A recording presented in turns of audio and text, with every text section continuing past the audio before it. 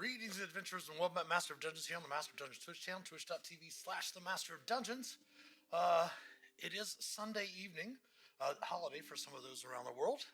We are not streaming our live D&D game tonight. We'll be back next week with another episode of Phandelver and Below, the Shattered Obelisk. So tonight, what I was planning on doing was running a special edition of our Dungeon Delving series, where we played Lord of the Rings Online. And unfortunately, since yesterday morning, about 9 a.m. Pacific time, Saturday morning, the Lord of the Rings Online and Dungeons and Dragons Online has been, due to some server problems or server issues, something along those lines, they have not been able to have the games running. So we do have it posted. We do have our notifications on X turned on. That way, if anything changes while we're streaming, we can switch over to that. I was even going to try to stream maybe a different video game as well. But luckily, we are going to be doing a virtual D&D weekend, 2 weekends from this weekend. Which is next weekend is April 7th. I guess would be April 12th, 13th, and 14th. Those tickets will go on sale this Tuesday, April the 2nd at noon, supposed to be. There's even a Scry Ahead stream tonight that talks about everything that's going to be at the virtual D&D weekend. And I'm going to be running a Dungeon Craft adventure from the Australian, specifically the Melbourne Adventurers League, called, it's a very interesting name, it's called, let me pull it up here, which I thought was pretty funny, Utter Chaos. Oops, let's do the color version. Utter Chaos, the Holy Cowspiracy is what it's called. We're going to move that over here off of our screen. I don't think it's on the screen anymore. No, it still is. So we got to move the PDF over here on our channel. Give me a second here to roll that back down. There we go. The utter chaos, like utters of a cow. The Holy Cowspiracy is what it's called. It does take place in the Domains of Delight. It is a adventure that is designed for the Wild Beyond the Witchlight Dungeon Craft adventures. So what we're going to be doing tonight then is basically going through the adventure and showing you how I create a fresh room that that is not associated. We've seen some streams. I'll probably do a little bit on Tuesday night. Another thing to note is that our streams have changed times this week. Still have our Sunday games at 7. Still have our Monday stream at 7. Our Tuesday and Wednesday streams are also going to be at 7 p.m. from now on. And then our Thursday and Friday Dungeon Delving streams are going to be at 8 p.m. Eastern. So we're going to be playing those video games and stuff from on Mondays for Around the Campfire from 7 to midnight, and then from 8 p.m. to 11 p.m. Eastern on Thursday and Friday for our Dungeon Delving series. And that has been updated in our schedule, and we have a new schedule posted that will pop up at the end of the streams. And when you come to the channel when we're off stream, you'll see the new schedule that has all the times on there when we're starting. So anyway, back to tonight. We got this adventure, so we're going to go ahead and just do some DM prep, chill for a little while, relax, chat with anybody that happens to come through, answer any questions people might have about being a DM and such like that. Currently, I'm drinking some Mountain Dew, or Diet Mountain Dew. As I mentioned on Friday, I did go and visit my friend who is unfortunately dealing with ALS. And he is from Wisconsin, which he will always remind you of incessantly that he's from Wisconsin. But he's actually probably lived more in Indiana now than he actually did live in Wisconsin. So I still say he's a cheesehead Hoosier. But every time his family comes down, which is often, they come down to help his wife take care of him, since he was just newly diagnosed within the last couple of years with ALS. They always bring him at least 2 to 3 cases of spotted cow, and he was very sympathetic to me not being able to attend Gary Con last weekend because of the stupid COVID, and he gave me some spotted cow to bring home with me after the visit yesterday. So probably after we get through the first hour, when we come around to the next ad break, we're going to go ahead and grab ourselves a spotted cow in the celebration of Wisconsin and GaryCon that we weren't able to go to. But yeah, this is going to be how I create just a fresh room. Most of the time, you've seen me on some of the streams creating a room that has to do with a specific adventure. Like I was putting in the Season 7 DDAL adventures that go along with the Tomb of Annihilation. So I created a Tomb of Annihilation room, and then I start adding those adventures in there. Pardon me. This is basically going to be creating a room from scratch. The only thing we've done, we haven't even opened the room yet. So I'll show you. You'll be able to see and go through everything that I go through when I first open rooms, when I first create them, etc. And what we're doing is creating this base room because it looks to be a really fun adventure. And there's, I believe, 14 of them in the adventure, as well as which includes an introductory 2-hour adventure as well. They look really fun. It's a really great author. We'll put the link to the page. Let me grab that from. Let me grab that real quick while I'm thinking about it before we forget.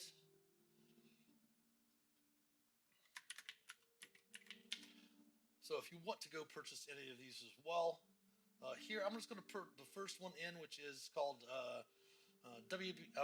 Wild Beyond the Witchlight DC Zodiac 00, which is called Luna Park, which it does start off with its own little kind of little carnival, very similar to the Wild Beyond the Witchlight Carnival. The Witchlight Carnival. So there's that link if you want to go pick up that. Start picking up this series. This is the second, actually the third total adventure, but the second in this series. This is 02 that we're going to be putting in. But like I said, we'll probably pick up some more of those. So we're just creating a Dungeon Craft Zodiac adventures base. That way, when we need to run these adventures for anything else, they do stream. They do kind of have the theme around the Lunar New Year, the Chinese Lunar New Year, and such like that, and take place in the Domains of Delight, the Domain of Delight called Samsara. So let's go ahead and launch the game and get into what we do when we create a base room for Dungeons and Dragons in Roll20. So first thing I do before I can jump in here, they do have you automatically set up if you want to join voice and video. You can do your voice through Roll20. You can do your video through Roll20 as well. Since we use Discord and for voice and video, I always go through and by default turn that off. So first thing you want to do is you want to come over here to your audio and video, come down to where it says integrated voice and video, and hit none. Might change that. They are improving Roll20 all the time. They actually have what we're going to do on Tuesday for our normal time stream for Dungeons and Deliberations. They have a jump gate feature that's in beta. It can only be used by pro users at the moment. So we're going to create a room in the jump beta room and see how that. Well, actually, what we'll probably do is because we want to work on the next adventure that we have in the what's called Putting the Dead to Rest in that season 7 set of adventures that we want to go through and put into the Tomb of Annihilation base that we have. So what we're going to do is we're going to copy the Tomb of Annihilation base room, and we're going to use that room to jump into the jump gate to just to see what the difference is, some of the new features that they've added into that. Okay, so we turned off the integrated voice and video.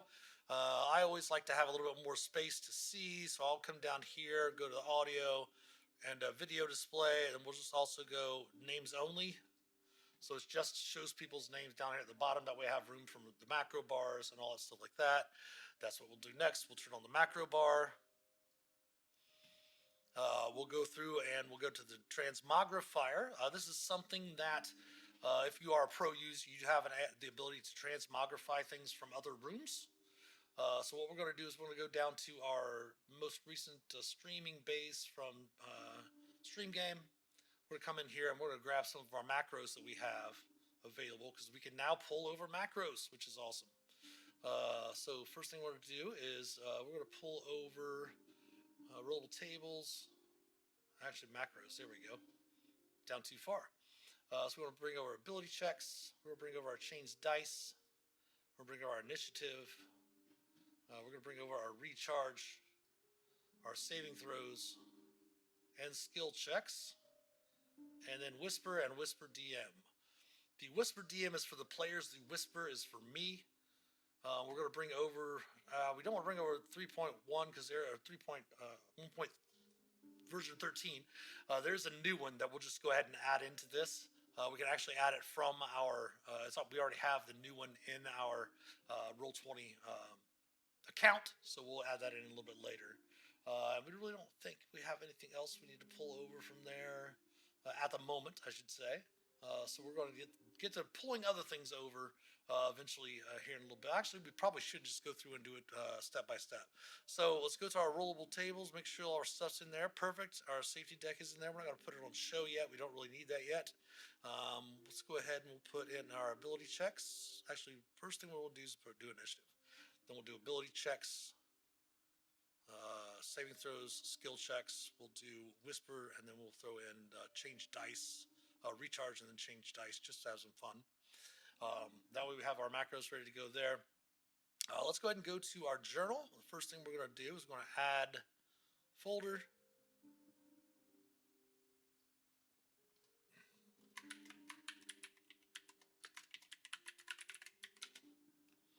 So we have Zodiac Adventures. We're going to have add a folder that has monsters.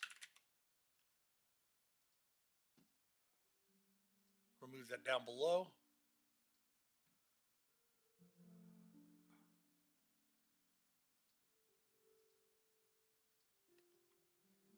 Named NPCs.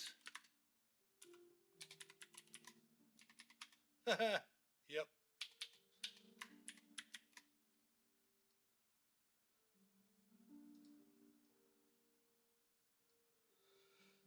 Out of folder.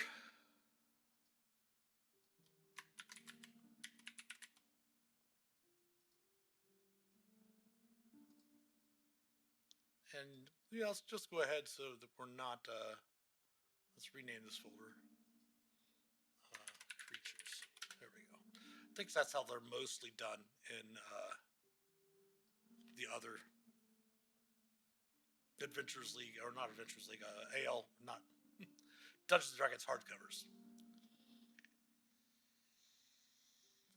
So we have our creatures, we have our adventures, let's go ahead and add our folders, safety tools.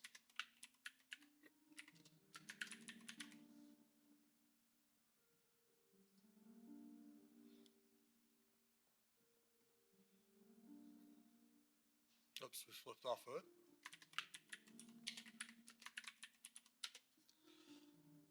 So we can go ahead and bring in our safety tools information. We can bring over our shield. These are handouts still, which we can get down here. We can grab the safety tools handout, safety tools cards. We can drag that over, put that in here as well. We can bring over the shared campaigns. Oops, we need to grab it there. There we go. We need to grab our. We'll add our PDF here too. Grab our safety shield. We have our DM and game information as well. DM survey link. DM and game information.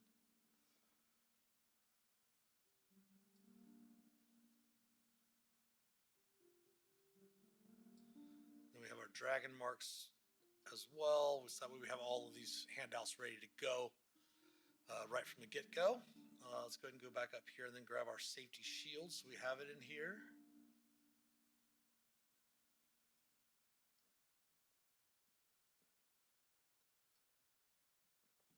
All right, so safety tools are there. We do have the cards in here, so let's just go ahead and come over here and show that down here.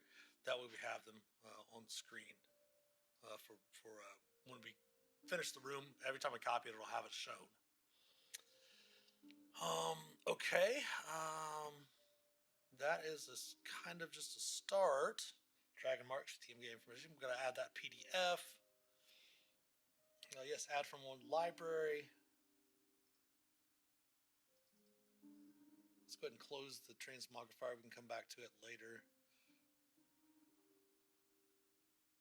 This is the most recent one, I believe.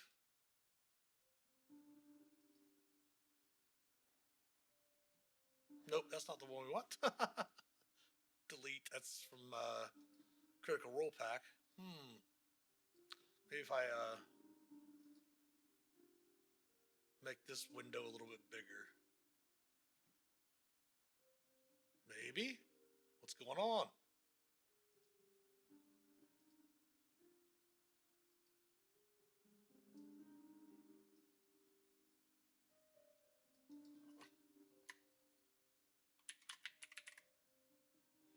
There we go. Let's go ahead and add in 14.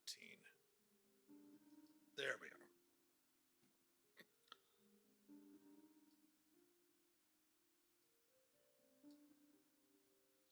Got to make sure that we open it up and we make it in all players' journals and editable by all players. That way they can actually open it and go from page to page.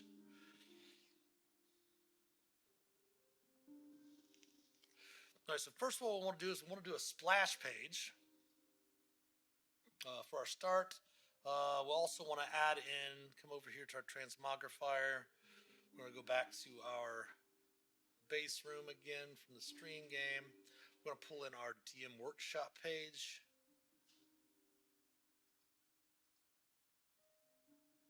Nope, we don't want it like that. We want this over here on the other side. Nope, we don't want to create a folder. We're going to move this over here. There we go. So now we're going to create a splash page.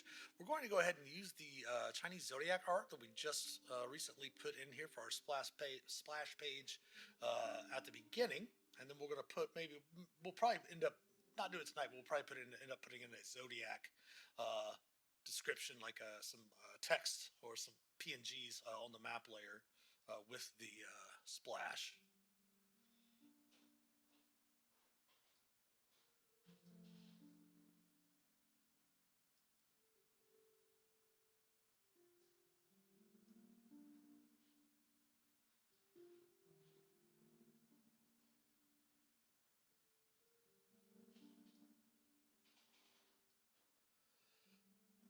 So I got 1, 2, 3, 4, 5, 6, 7. Should have 7 below. 1, 2, 3, 4, 5, 6, 7. So we'll go to the page size over here. 18 and 18. We're going to leave the grid on, but we're going to turn the opacity all the way down. That way, when the players come here, they'll be able to see this, but they'll still have the grid. And we'll do a big zodiac thing across the top for the adventures that we're playing. All right, so we're going to start doing these zodiac adventures. So the first thing we're going to do is we're going to name the first one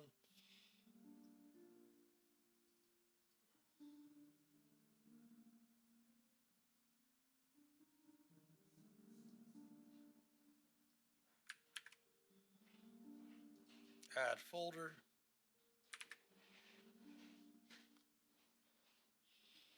All right, so we're just going to go ahead and start putting all the information into this folder. Then once we're ready, we'll drop it down here into the Zodiac Adventures folder. That way we'll have each one of the folders in there for the adventures when we put them in. And we'll be able to do it just as if we bought a hardcover and put from Roll20. It will all be set up very similar. Plus, I always do it this way. A lot of people like to run just straight off the PDF. I'm not a fan of that just because you have to scroll up and down. It's much easier for me, I think, just to pop open a tab or pop open a handout just to read the information that's in there. Plus, for example, another dungeon master has to run this game on short notice because somebody else isn't able to make their game, then I can just copy and make a game for them, make a game room for them, and they can run it, and everything's already going to be there for them. We'll do the handouts, we'll do the maps, all that stuff. So first thing we want to do is we'll add a handout. And we'll just put Utter Chaos, the Holy Cowspiracy is the title.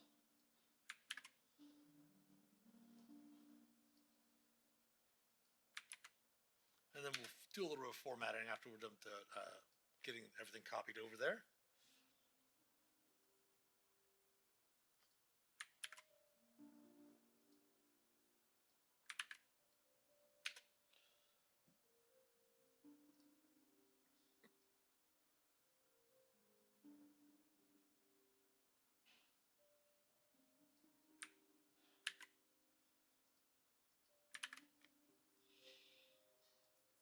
header 1 on there.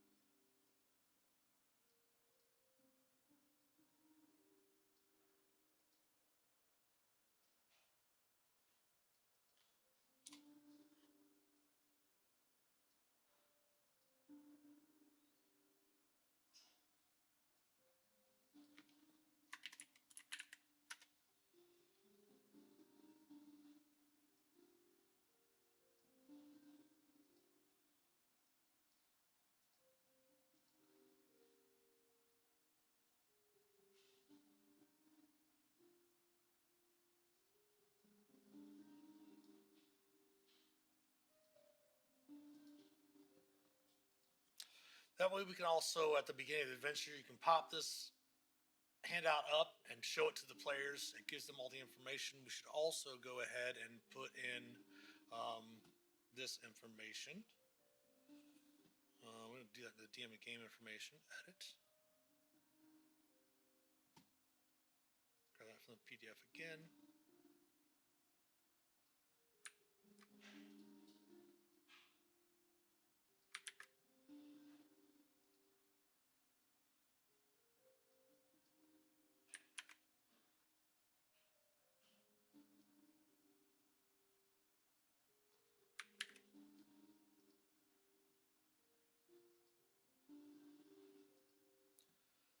Put the adventure code in here as well.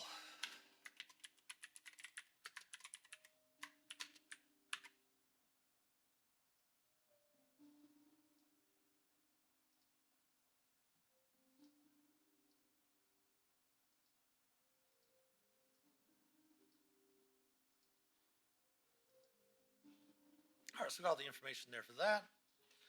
We'll bring that into the folder here. Next up does the credits. Now what we'll do, since we're going to be putting multiple adventures in here most likely, we're going to go credits 02 since this is the code is Zodiac 02 under Utter Chaos. We'll put credits 02 when we put the first one in, which I put the link in if anyone wants to purchase that from the DM's Guild, is Zodiac 00. So obviously we put in credits 00 if we were doing it that way. But that way we can also give the credits page as a handout to the players so they can find out who wrote it, etc. You put the time in on it.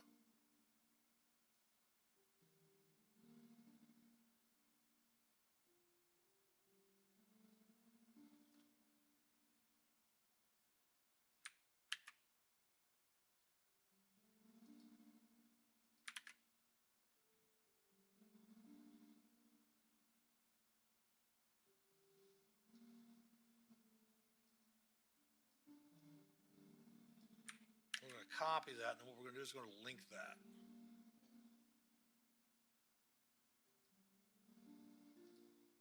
That way players can click on that and see the work there. Let's go ahead and put this at the header 1.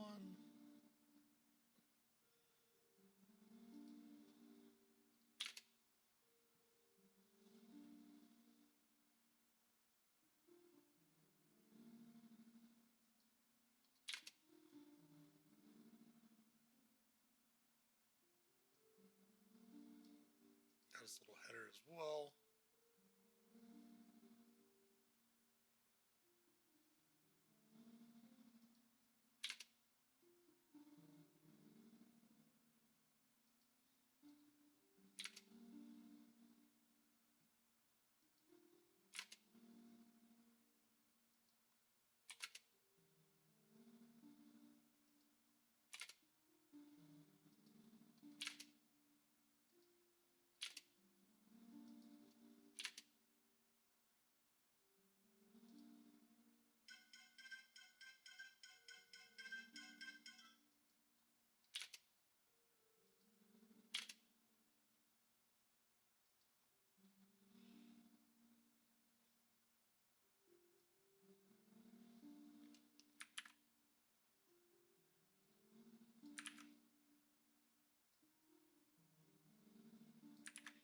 Welcome, got another viewer. Sorry we're not playing our live game tonight. We are taking the evening off as it is a holiday for some. And we players were going to be spending some time with their families, etc.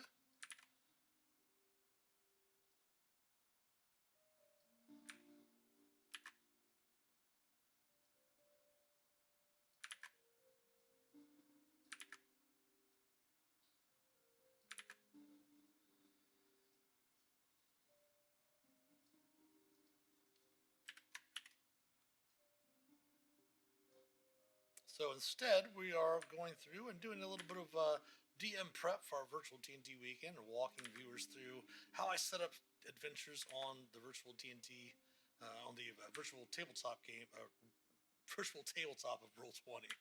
Whew, I can't talk and I haven't had anything to drink yet.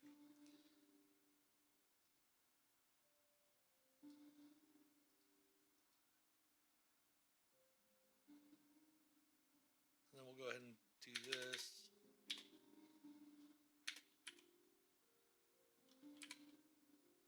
And we'll do the About the Author section.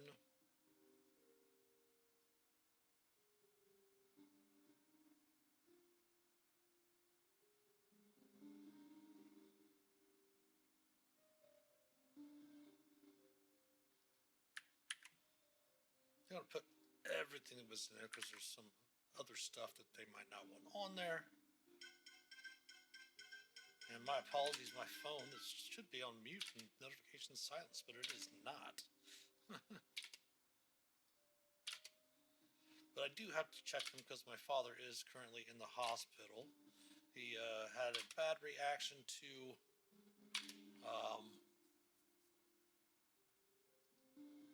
some updated allergy shots. He got one, I guess he said it's called what's called the Ozempic flu or something like that.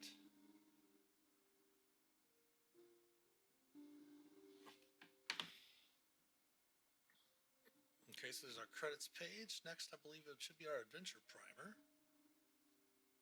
Perfect.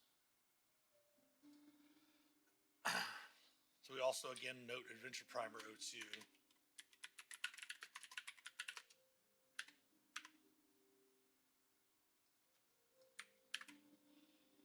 And this is, for those of you that have watched some of our other streams where we walk through putting adventures and such like that, we could easily, as I said before, put the PDF in here, or have reading the PDF outside, or running it different ways. But it takes up time. And I always find that every time you run the game, if it takes up more and more time, it's just easier to put in a little bit of time at the beginning to prep everything. That way, you're having time to just have fun with the players and run the adventure while things are going on, instead of having to worry about scrolling through your PDF and making sure to get everything. But you just click on the handouts and everything's good to go.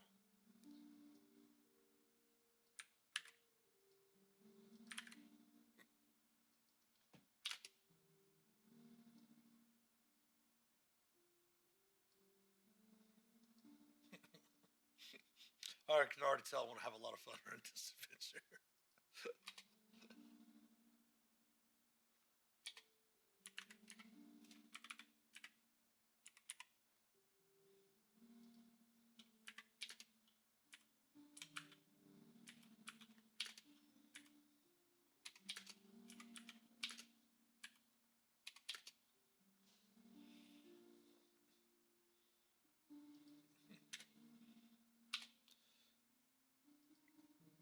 All right, then we'll have background.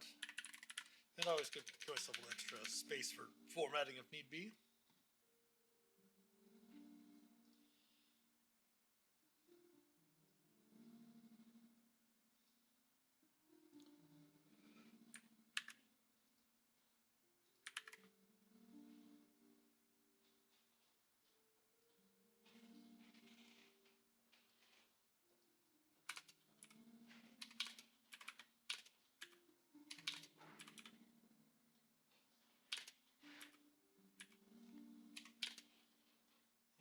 Do this and pull this over here so we can still see our Streamlabs, still see the screen, and still be able to see the chat also. Make sure everything's running properly. Okay. Shadows, Plagues of Realm, Archfey. Okay.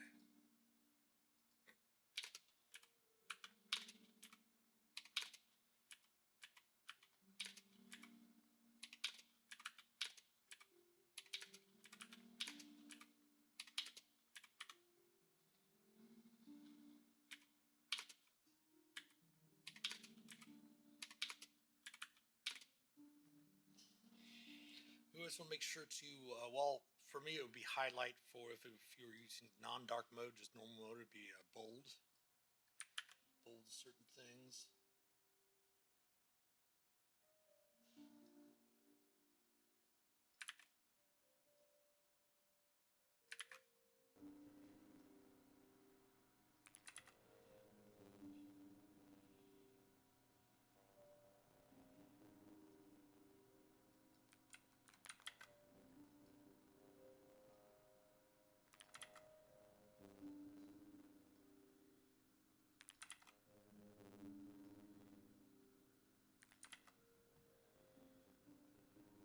Alright, so then we have the Feywild Zodiac.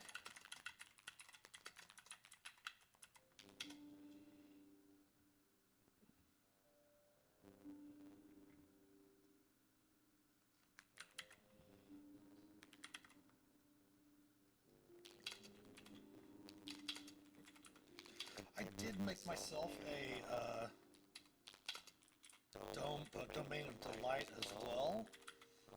It's actually called the Borderlands. I still was working on it, but I didn't. I had so much stuff going on. Everything came out with the Dreams of the Red Wizards, and I wasn't really able to turn around and still work on that while I was working on the Dreams of the Red Wizards Obscure Devotion storyline. So I missed out on it, but I might still, maybe find out about publishing some of the adventures as non-AL adventures. Probably still using AL style, but at the same time, that's the whole thing about the AL adventures. You don't have to play AL to play those adventures. There's lots of great stories out there, in case you just play homebrew or with your home group and such.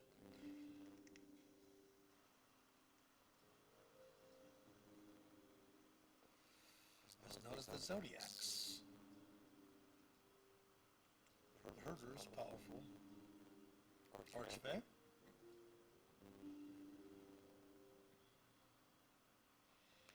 Feywild Zodiac, we'll fill it up here.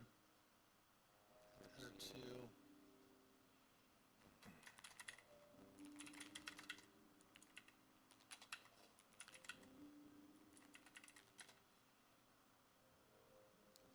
These rules are, of course, in the Wild Beyond the Witchlight hardcover. And thinking about it, what I might end up doing is going ahead. This is Wild Beyond the Witchlight.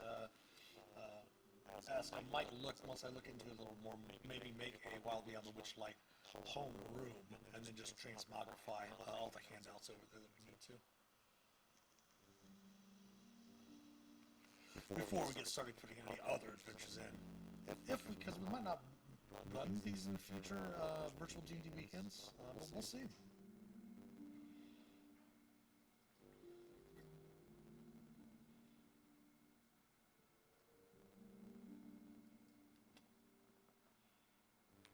Getting some beeps in my headset for some reason.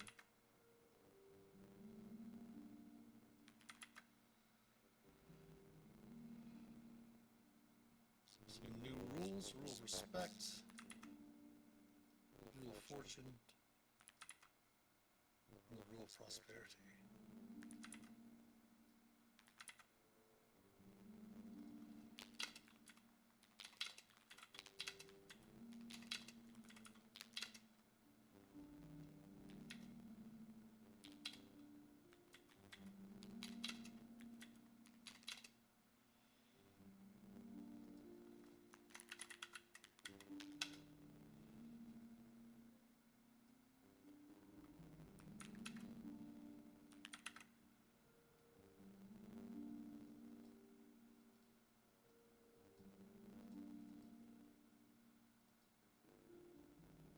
Welcome. We've got a few more viewers. Again, apologies if you did come to watch our live play D&D game, with it being a holiday. All three of our players had family obligations.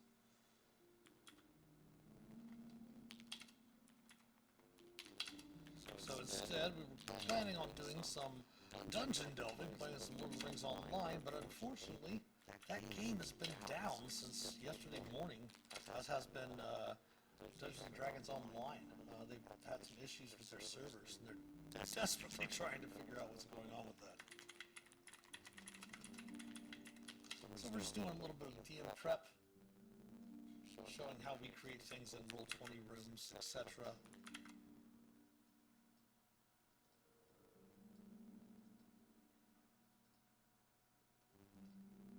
There's nothing bold in this.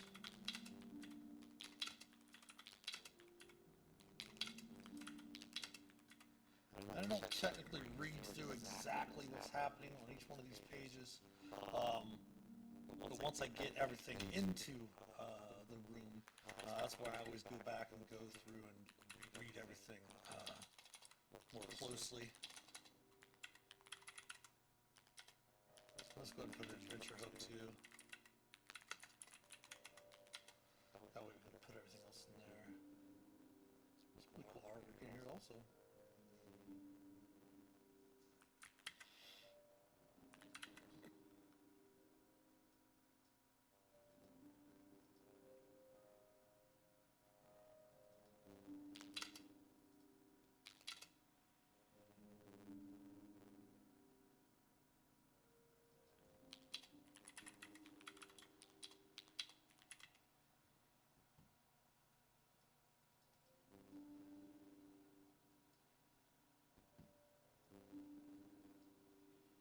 Hope the music isn't too loud. I know the other day one of the viewers said that it was kind of drowning out my voice, which I'm sure some people would love.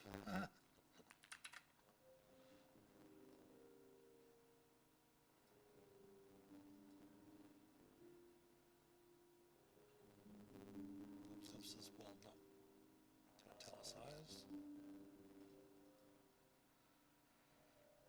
Let's fix these up first.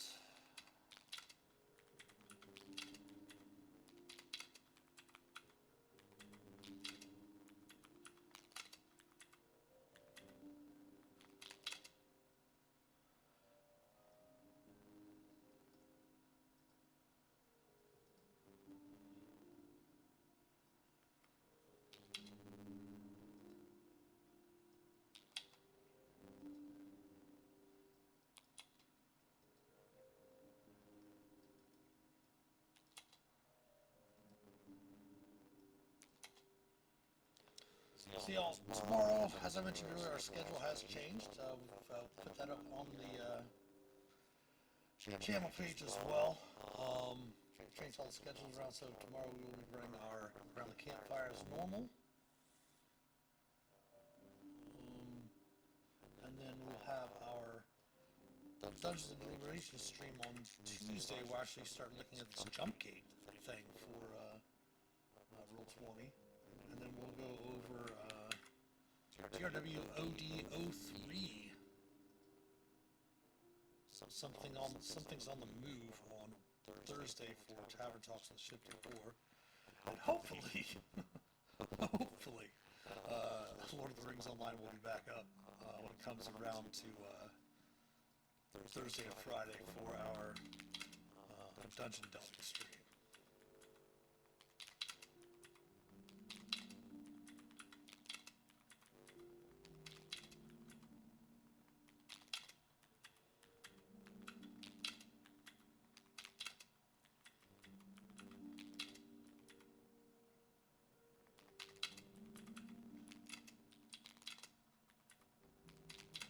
Honey Milk Village.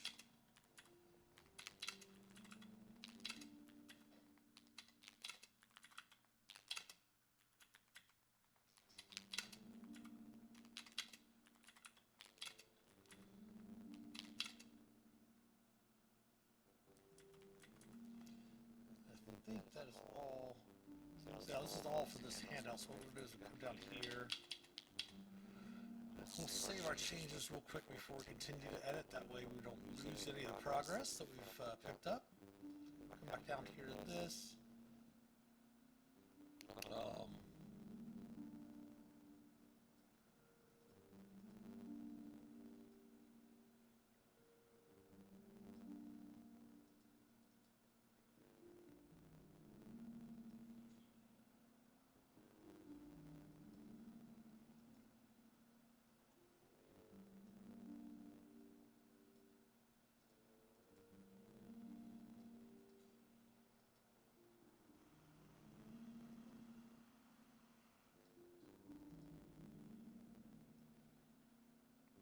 Death Cow.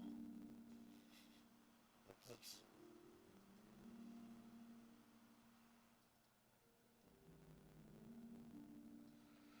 I do know lots of these adventures do have, multiple parts.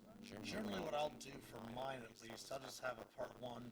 We'll have a call to action, part one, part two, part three, then a wrap up is the way that I do adventures. Just very similar to a 3-act play. But a lot of authors do all things a little bit differently, obviously. It just depends on how they do how they go through their creative process.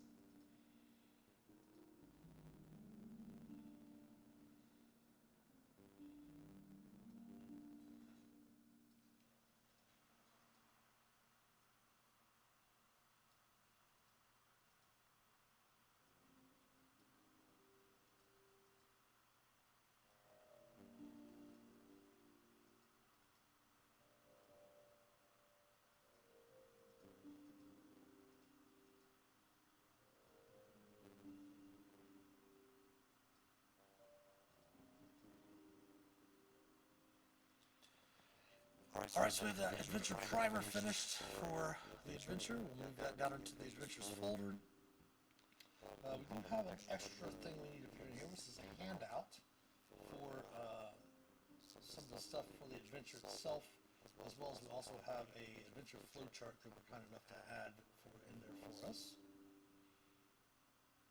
And a stat block. I'm not sure if we want to put the stat block. Yeah, I'm not going to put the stat block in this heading. I'm just going to go ahead and we'll just create a monster. That's something else we should probably pull in.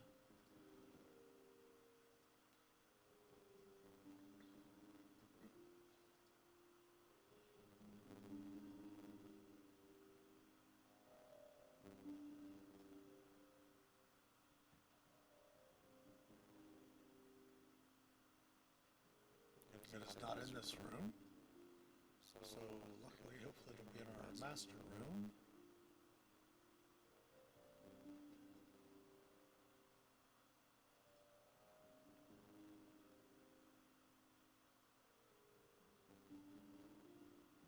Here we go.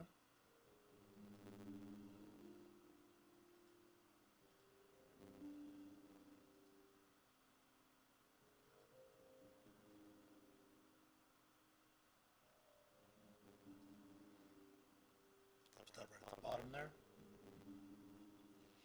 Alright, so we'll put another handout in here, which is Domain of Light Samsara.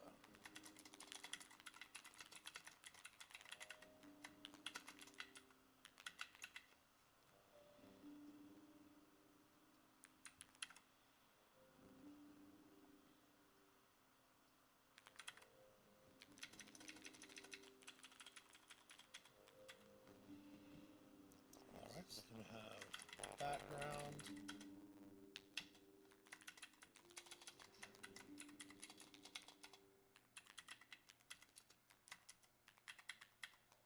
Zodiac 13.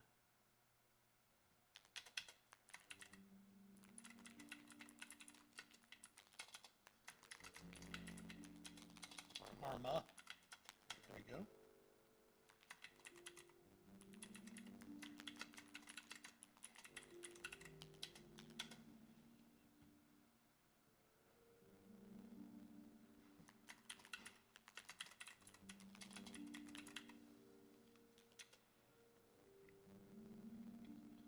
Alright, so we put each one of these in there.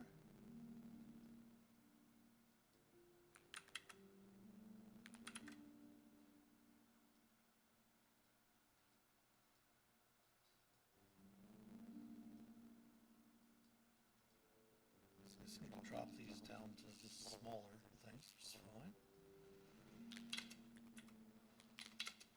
I have yet to run any dungeon craft from Wild Beyond. Actually, I have yet to run any dungeon craft. Between working on some of the dungeon craft stuff that I wanted to do for Ravenloft and the dungeon craft stuff I want to do just for Forgotten Realms in general. I haven't really sat down and looked at a lot of them. looks like a really great story. As I mentioned, they do have 13 or 14 modules, 14 or 15 modules in the setup.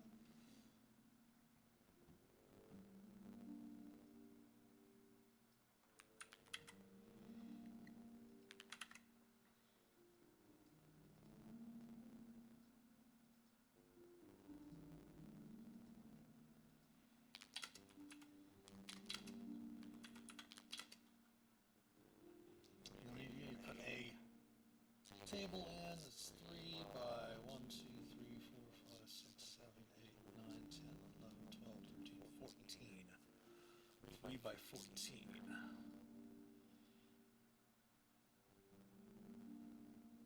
It only goes up to 10. We'll have to go down here. We'll add below. 11, 12, 13, and 14. Alright. Animal? Animal, maybe? There we go.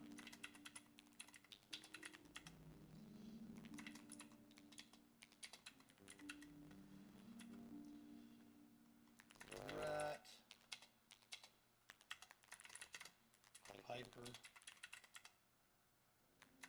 Neverland. Lodge. Hawks.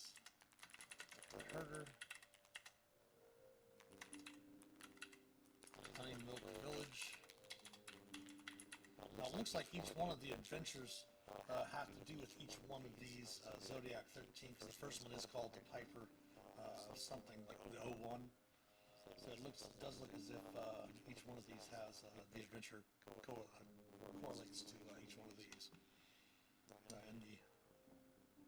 in the Chinese Zodiac.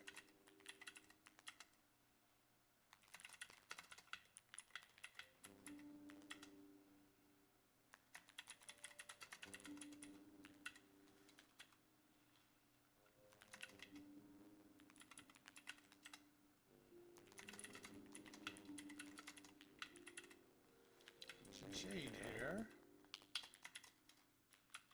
My hands are set up properly on my keyboard here.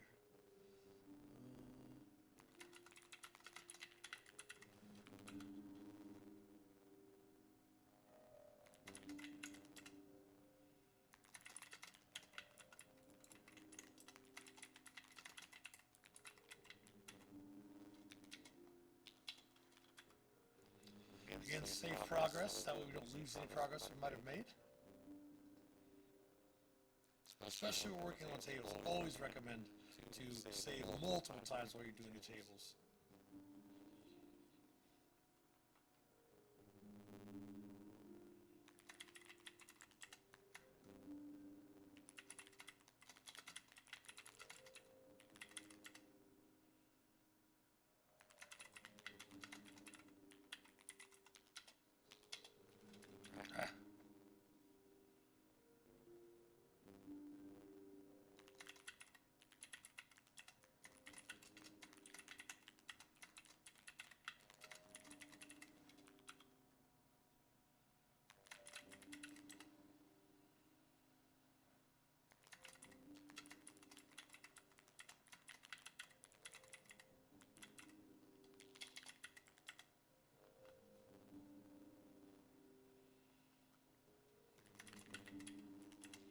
This is the year of the dragon, isn't it?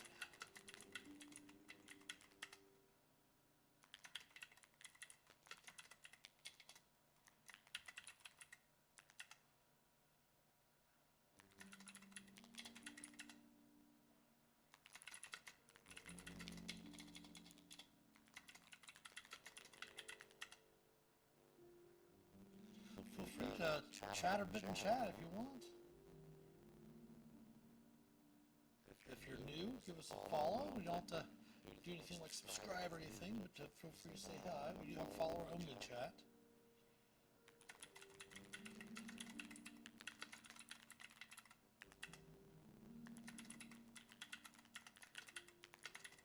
Self debate. The chicken came before the egg in this instance.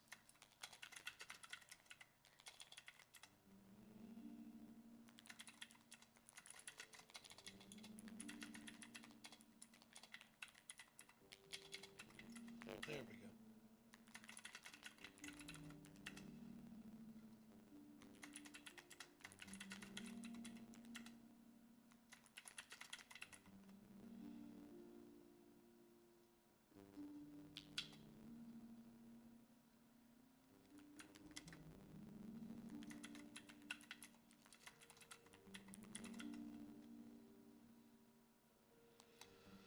So save changes there.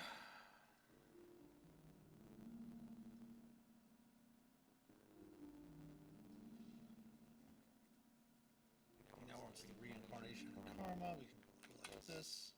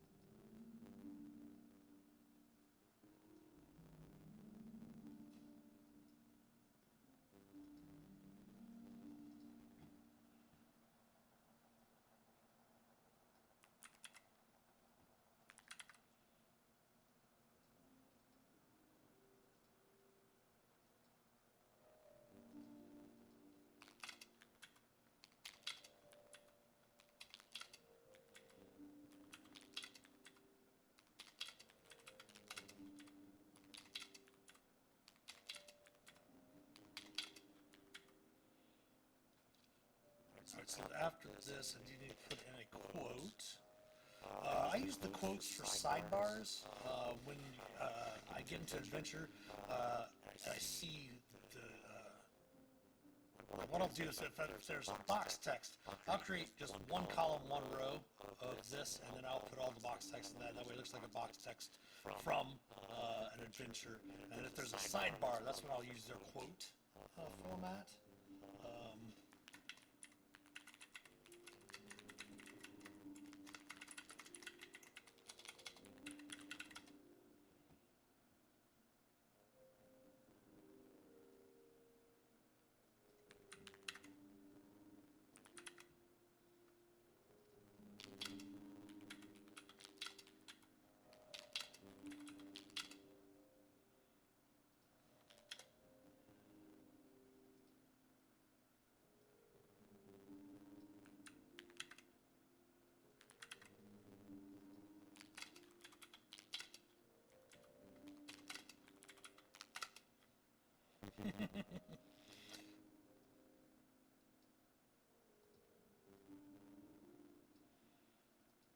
I like to do voices, but I am not skilled in any way of doing a Christopher Walken accent.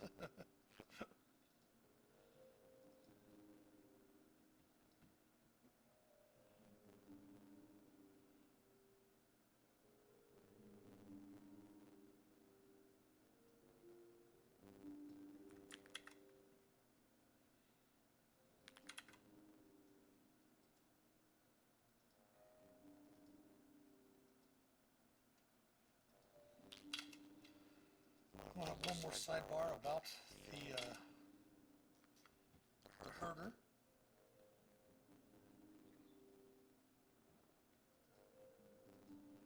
And then we'll come back and actually create the herder in game.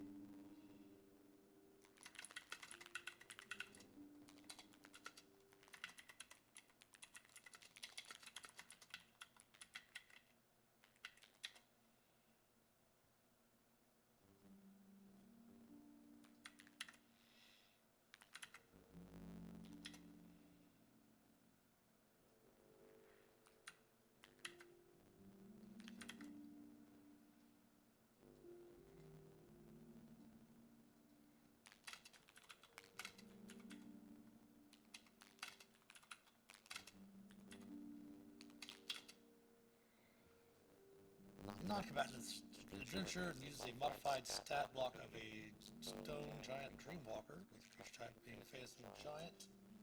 Excellent.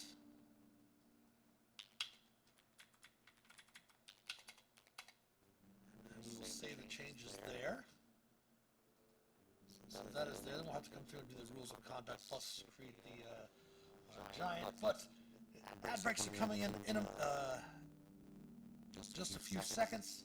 So we're going to go ahead and take a small break here. We'll be back on the other side of the ad break. Stretch your legs, grab some snacks, refresher beverages. Stick around. We'll be right back.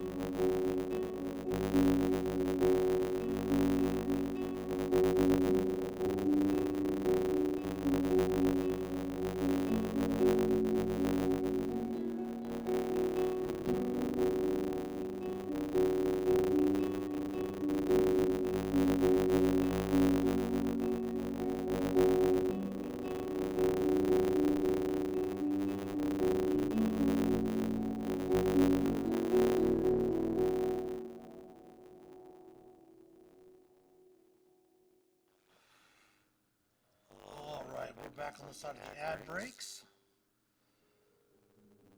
Might be lagging behind just a little bit.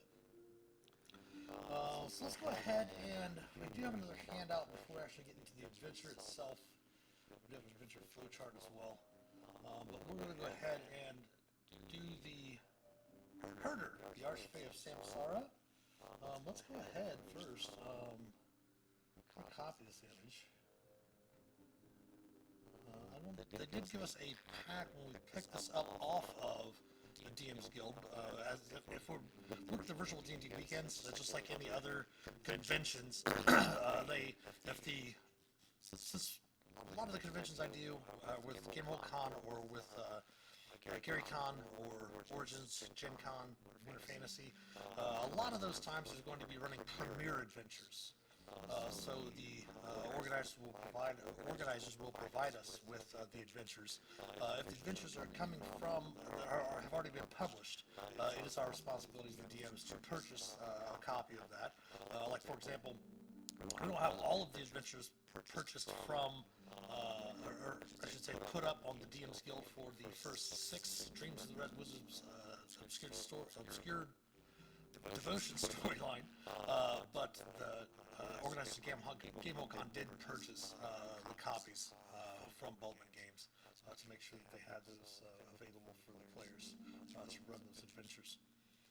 Which still makes me sad that I was not able to make it to GaryCon because of that. I wanted to be up there to represent our story. We haven't completed. We're just working on final edits for all of them, going into layout. Trying to release once a month, one of them a month. Same with the Moonshade storyline, as well as the Dragonlance Vault of the Undying as well. But yeah, as promised, I generally bring a couple of these back. A couple cases of these back every time I come back from GaryCon or GameHoldCon. We have our wonderful spotted cow, which does flow freely if you happen to be at GaryCon. As a DM, they give you a DM's cup that you can use on Friday nights during happy hour, which happy hour to me is a little alien. As where I live in Indiana, they do not have happy hours. It's outlawed. Hopefully, I don't know. We'll see what happens. They used to not be able to sell alcohol on Sunday, but now they can do that now as well. Just happened a few years back as well. But during the Friday happy hours, if you're a DM, try not to ever go to GaryCon and work a Friday night game. Because you can go to the happy hour and they will fill your cup up as many times as you want during that happy hour. So you can drink a bunch of free spotted cow while you're hanging out with all the fellow DMs and such like that.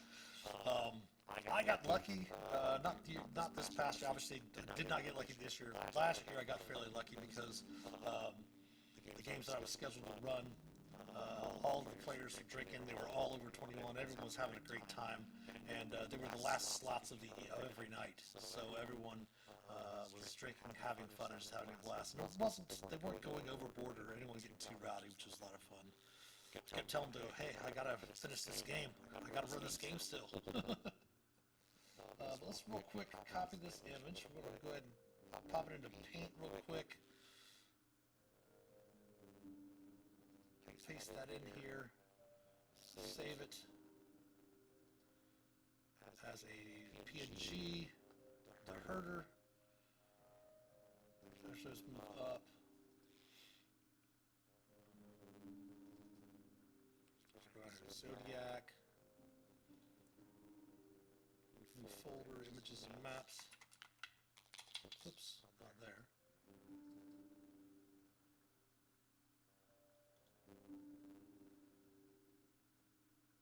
New folder.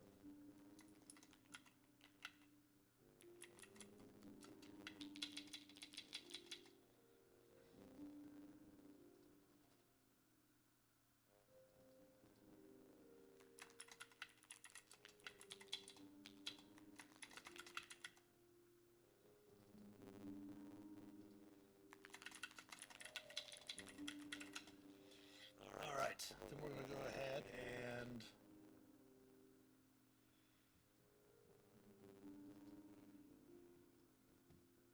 open that folder.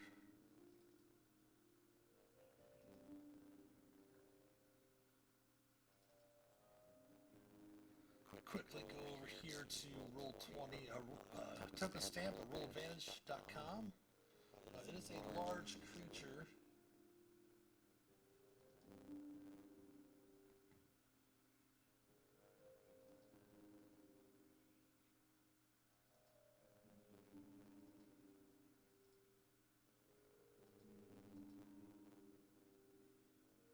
We might be able to set a custom order.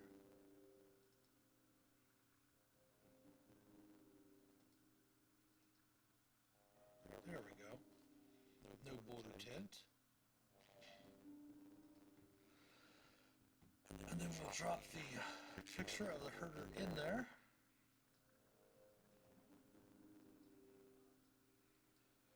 We can do some stuff with the background, like you can go into, you can easily use PowerPoint to go through and make this transparent, the background transparent, and then put a different background on there or something like that, but we don't need to do anything of that nature. We can't sell it anyway. We'll download that to the herder.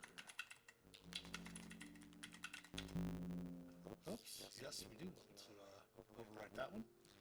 Now what we'll do is we'll come over, we're actually going to, in order to create this, because a lot of they are updating, like you'll see reimagined or reincarnated, or some of the different things that they're doing for all of the adventures that are currently in Roll20 for the past adventures like Descent into Avernus, Rime of the Frost Maiden. They are going through and updating them to where all of the creatures have token actions and such like that, from which they initially started doing in Wild Beyond Witchlight, which is amazing. But I'd always done it myself already. I created a monster template. Well, my friend Josh had created a monster template. I took the idea that he started with and kind of advanced it a little bit more to allow it to do a little bit more stuff. But he deserves the credit for the initial setup from it. But what we're going to do is, this is going to be easy. We're going to use my template. We're going to come over here. We're going to search out a Stone Giant Dreamwalker. We're just going to go to Dreamwalker.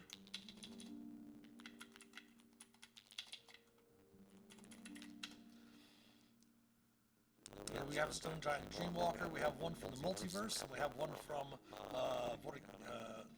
World's Guide to Monsters. We are playing AL, so because we are playing AL, I do need to use the most recent version of it. So we're going to pull the Stone Giant Dreamwalker from here over to the character sheet. We're just going to accept it from the compendium. So it's going to fill everything out there for us. And what we're going to do is we're just going to go through and check all the stats they have for the herder. And then we're going to have to add in some legendary actions as well, because they do have some actions, legendary actions on the herder. So we'll go through, first we'll edit, and we'll put this, oh wait, whoa, cancel.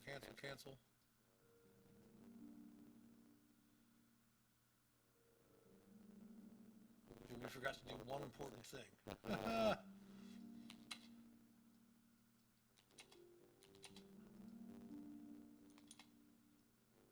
Well, let's just do this.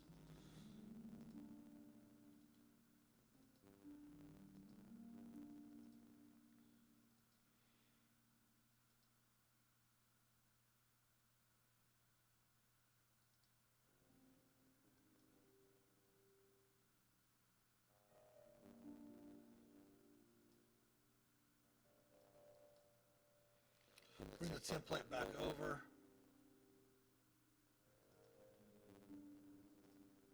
So what I'm supposed to do, which I didn't, what I'm supposed to do is I'm supposed to go to the monster template and edit it and duplicate it. That way I always have the template and I'm not overwriting it. Okay, there we go. So then we'll edit it again. We're going to actually call this the herder. We're going to upload the token we just made for the herder. It's a non-combatant, but it's still cool to have. Since it's sat lock in there, we might as well make a something for it as well. We'll come up here so we don't have to put it in twice. Go back to our art library. I already have the herder in here. We'll just drop it down as the token. Save changes. And then we'll go back through here and we'll pull the Dreamwalker over.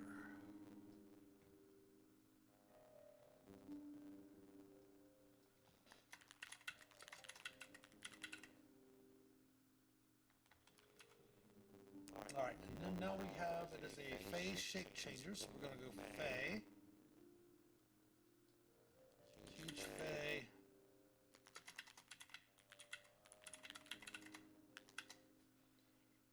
Got it good.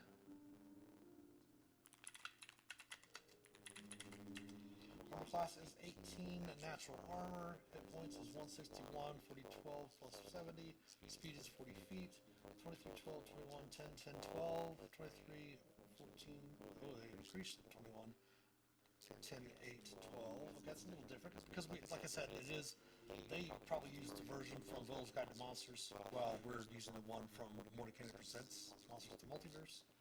There might be a little bit of a difference here and there. 6, 9, and wisdom is 3, yep. Athletics and perception. They dropped the perception down just a little bit in the newer version. But that might be one of the adjustments, so we'll go ahead and put it forward.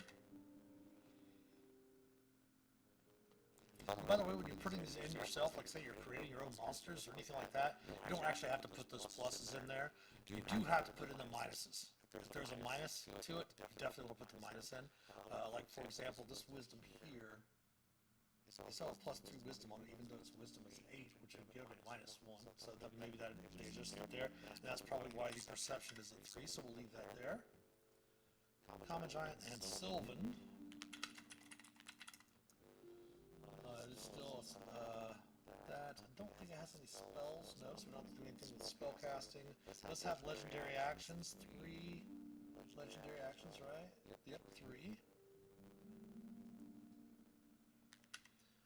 Does it have any bonus actions or reactions? It does not seem to have any bonus actions or reactions. So we can lose those empty. It does not have any mythic actions. Always rolls.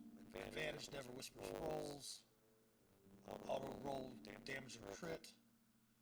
And then name NPC name rolls. I'm going to add Dex Tiebreaker initiative. It is a named NPC. What I've been doing is if it's a named NPC, I'll put their Dex Tiebreaker into initiative. If they're not a named NPC, if it's just a normal monster, I won't do that. I always prefer the players roll with their initiative tiebreaker with their Dex. But if they happen to forget or something like that, they always go before the monsters do. At least the way that I run the game. Alright, so we have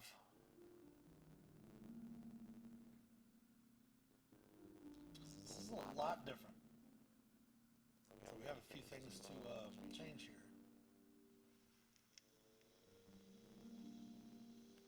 So this is renamed to actually Archphase Charm.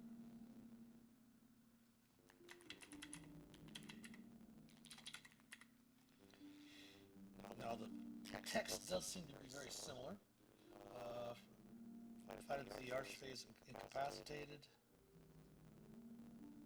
Alright, let's go ahead and expand this down here.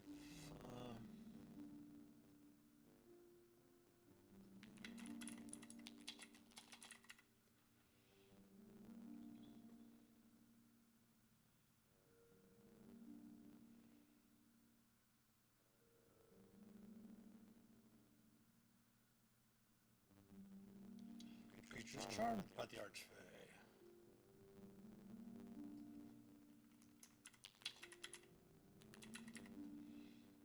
It says that if it's returned, any effect on success.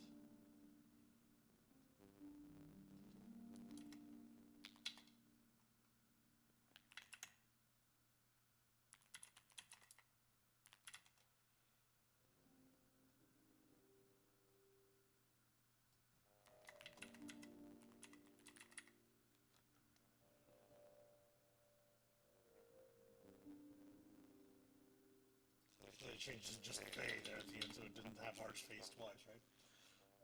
Totally understandable. Yeah, so that's the only ability that they've given him.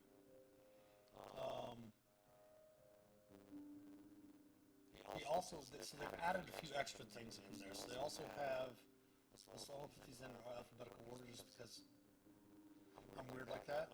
So we have favorite birth.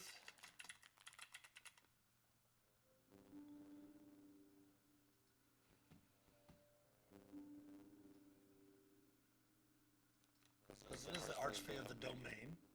Very similar to like any of your Dark Lords in your Domains of Dread.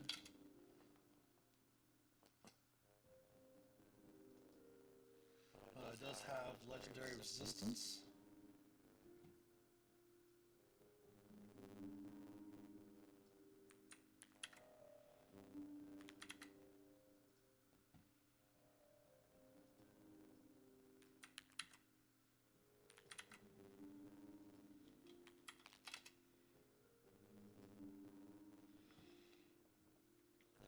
shape changer.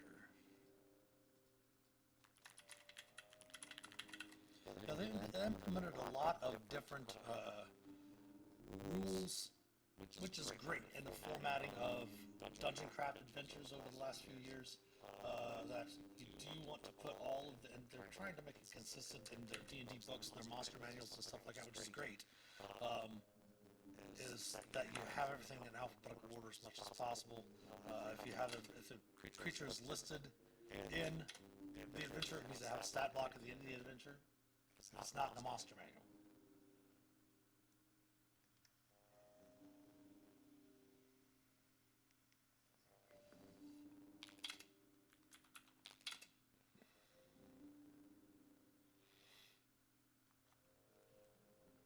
So we want to definitely have an ox or a cow. We probably won't because the shape change will probably, like it was mentioned, the herder is not a combatant in any way. Okay, so that's all of those. We'll do legendary actions here in a second. Let's double check the multi-attack. Something that did not change in the adventure, the Archfey. Makes 2 great axe attacks.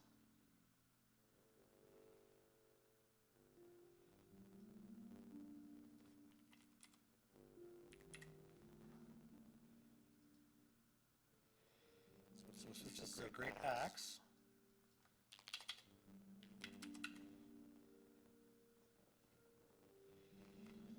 It is plus 10 to hit, 3d12.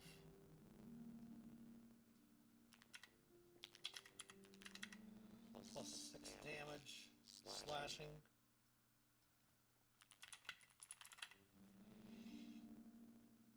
Alright. Range is 15 feet, yep. The rock, range weapon plus 10, 62, 40, 40, 10.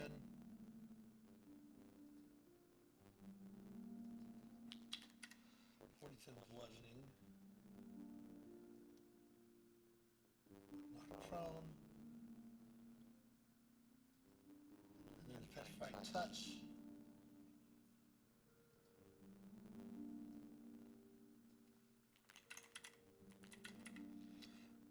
10 feet of it is charmed by it. 17 con save. Failed because petrified. Archfey. Can adhere to the target. Can adhere the target to its body as trinkets. Oof. That kind of depetrification have no effect. Ooh. No effect on a petrified creature. Adhere to the giant unless the giant is dead. So adhere to the Archfey.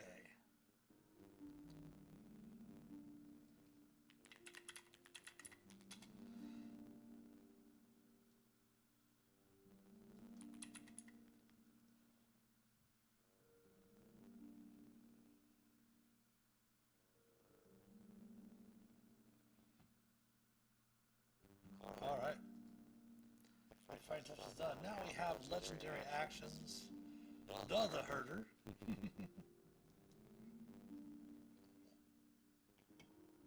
I tried changing that in the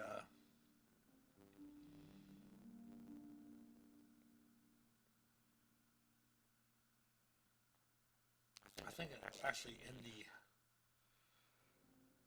token action for the description, I think I took out the at the beginning. Yeah, since it's mostly named like the beholder or something like that, so if it's like that, you can go through and like put the at the beginning before it puts the name in and all stuff like that. So it should only say the herder when we put it into chat from the token ability. Alright, so let's go ahead and put some of these in here. First we have move.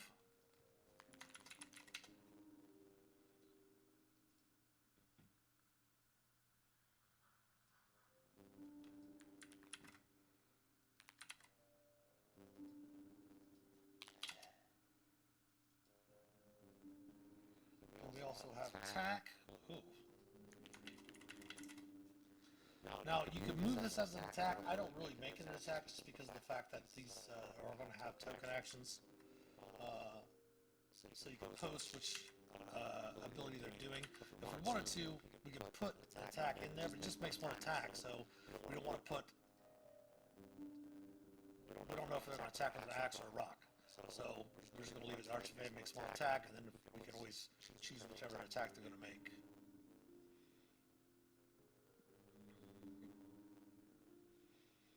Now keep in mind, when I DM, especially since we're playing Adventurers League rules, I do not consider the Petrifying Touch an attack because it is not a ranged weapon attack, nor is it a melee weapon attack. These are listed as attacks. This is an action that they can take, and that does not say that they can take an action. So if you ever happen to see a DM doing that when you're playing AL, don't mention it during game. Just mention it after the game is over. Don't argue with the DM while you're playing the game. Just sit back and have fun. The game really shouldn't be about you worrying on mechanics anyway. Just me. Do it too long. Seeing red costs 2 actions.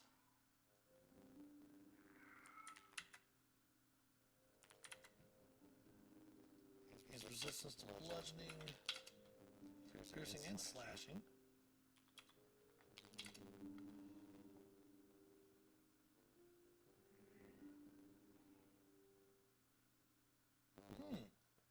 That's pretty powerful. Then running of the bulls.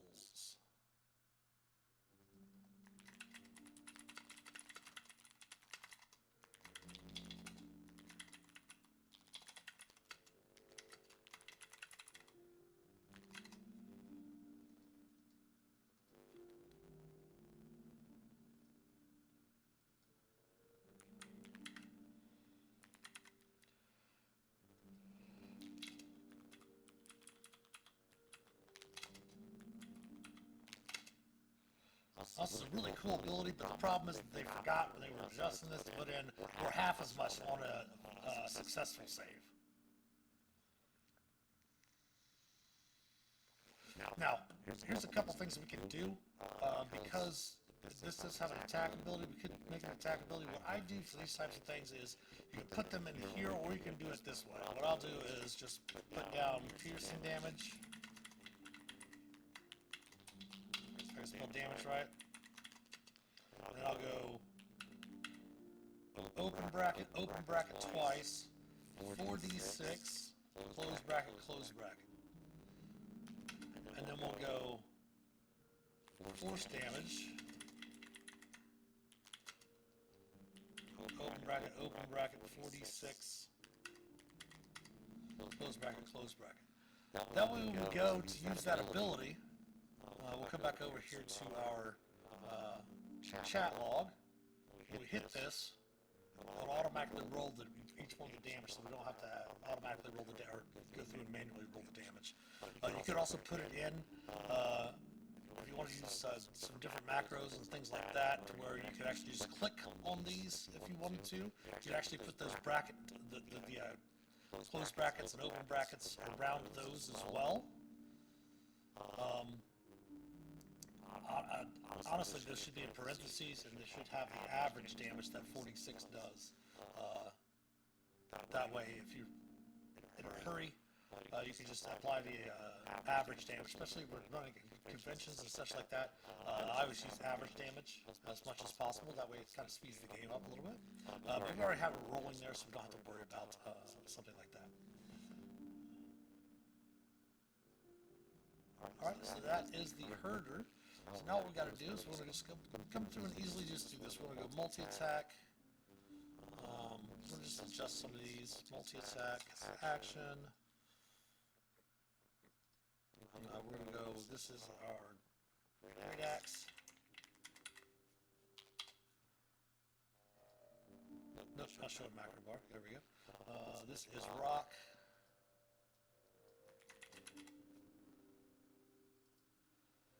This is Petrifying Touch.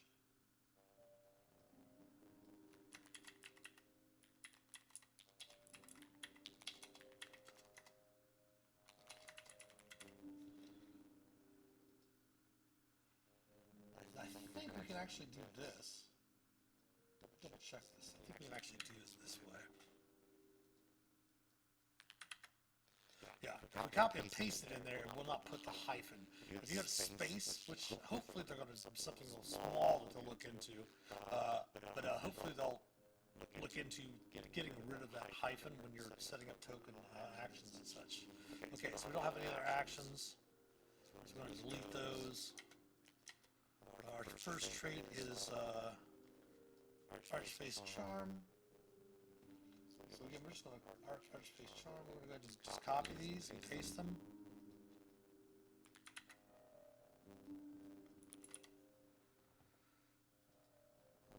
The next one is Fey Rebirth.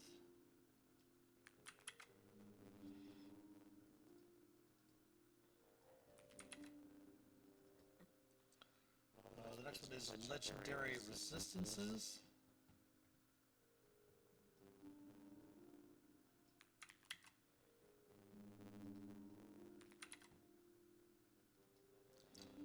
And finally we have Shape Changer.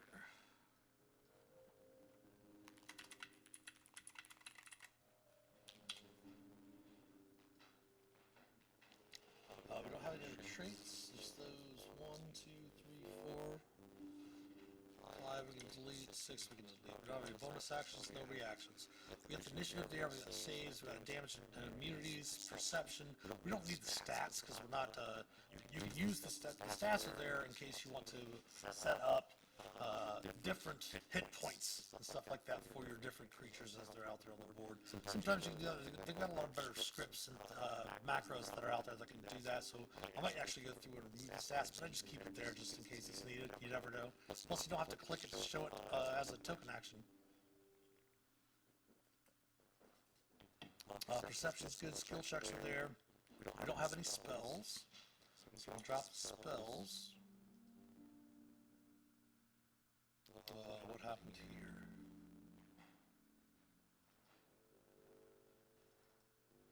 Did we lose? Did it delete? Oh, it must have been slightly on the map. Oops.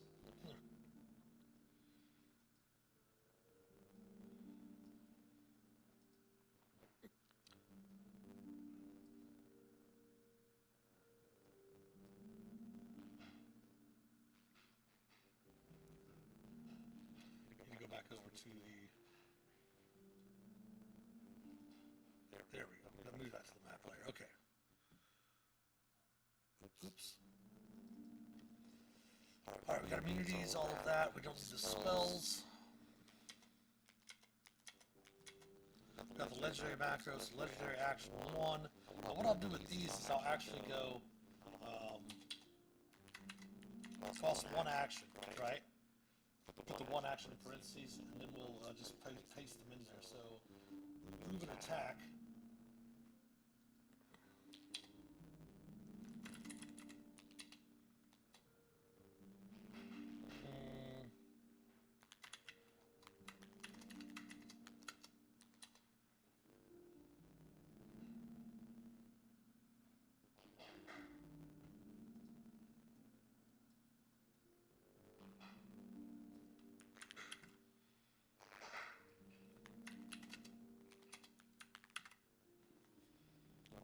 We'll be fine. We'll go legendary action 2, LA, cost 1 action, attack, third one, costs 2 actions.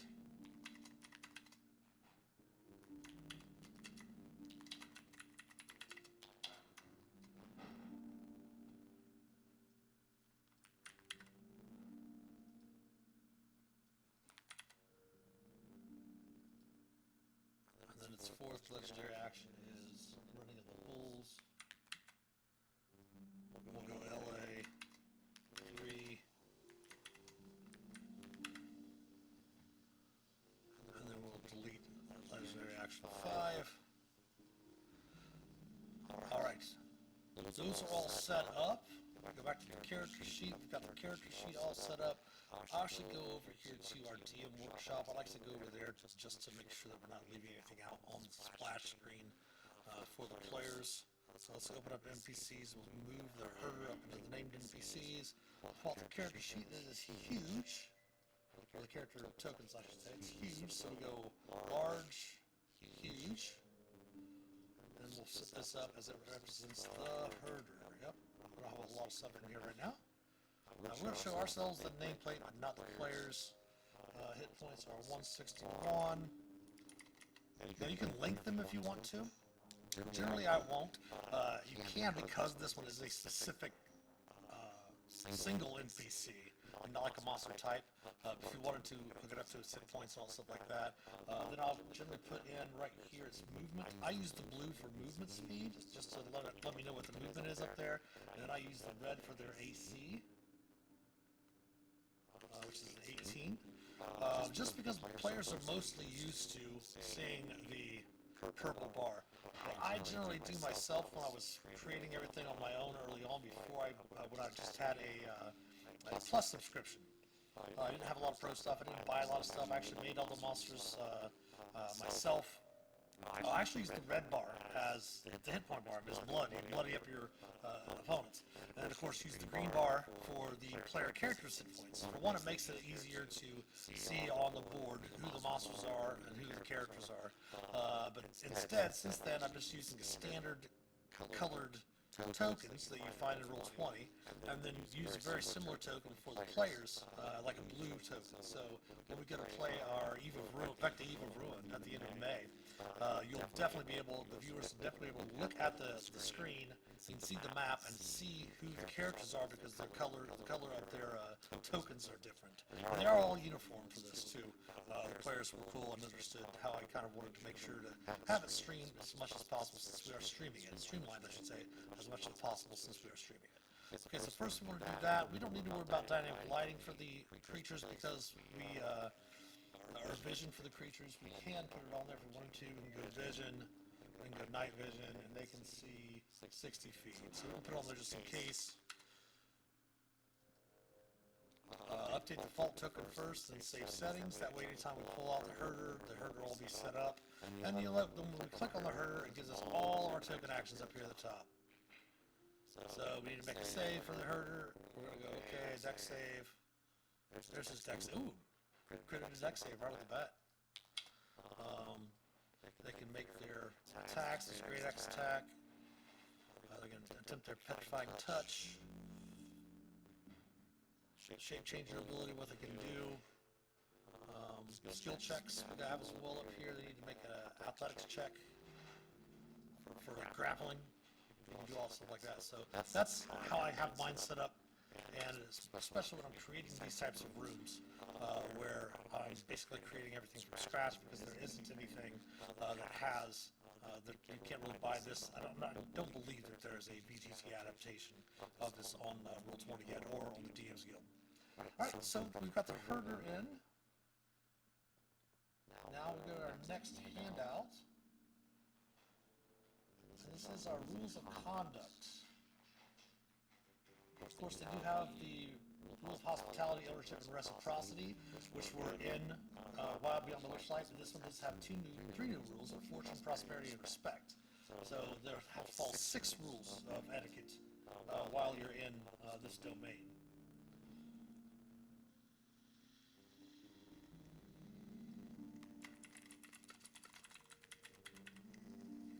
Now, you'll also, something else I don't really do, if the handout is not going to go to the players, like the players aren't going to see this adventure primer, right? So I don't worry about putting it down in the GM only notes. So I'm not going to share this with the players, right? So I don't worry about that. If there's certain things that I'm going to share with the players, but it also has DM information on it, obviously you're going to put the DM information in the DM information section of the handout and such like that. But otherwise, I just put it just in the normal text area. Description and notes area. Rules of conduct. Let's give ourselves some formatting areas. So these are all going to be hanging once we get them in.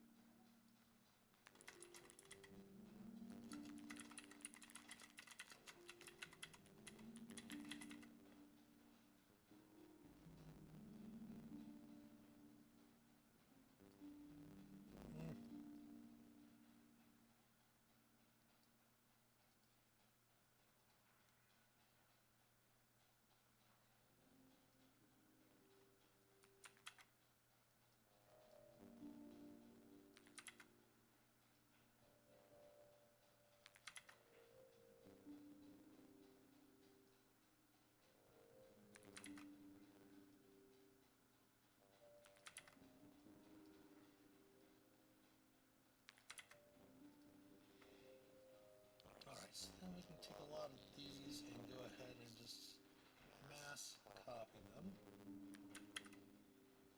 Take a few seconds for it to finish up. And then put this over here as well.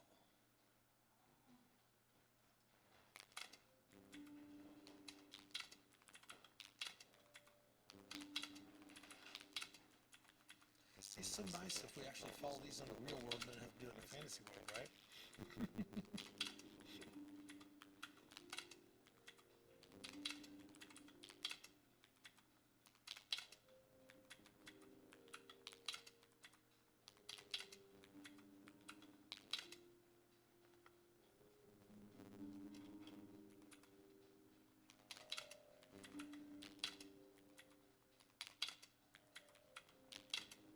So here are the new rules. First three were the ones from Wild Beyond the Witchlight.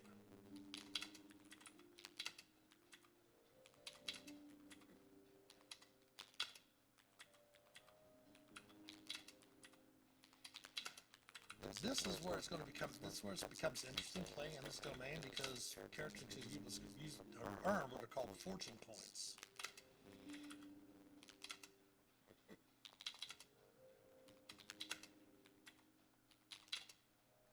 And then what we're going to go through real quick.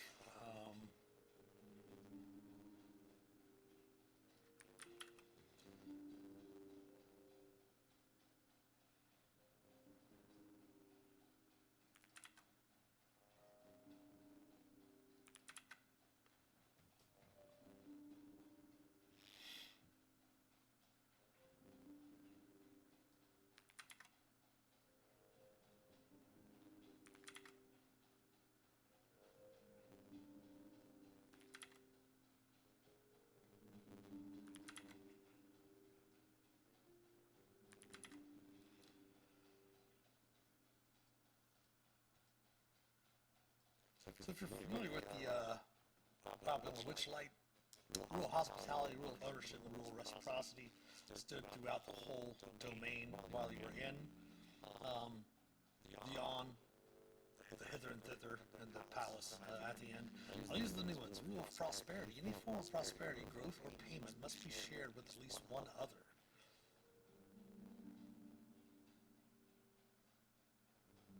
All rewards are split or duplicated for each member of the adventure. Rule of respect. Citizens of this realm hold in great esteem those of great age, experience, or wisdom. Respecting your elders is common advice for children of this realm. Now keep in mind, totally agree with respecting your elders. That doesn't mean that your elders know more than you do. Just because they were taught a certain thing doesn't mean that that's the way things should be done. You can respect your elders and still love them and care about them, but know what they've passed on to you is not something that you should probably be practicing in your life. I don't care how you were taught, unlearn that shit.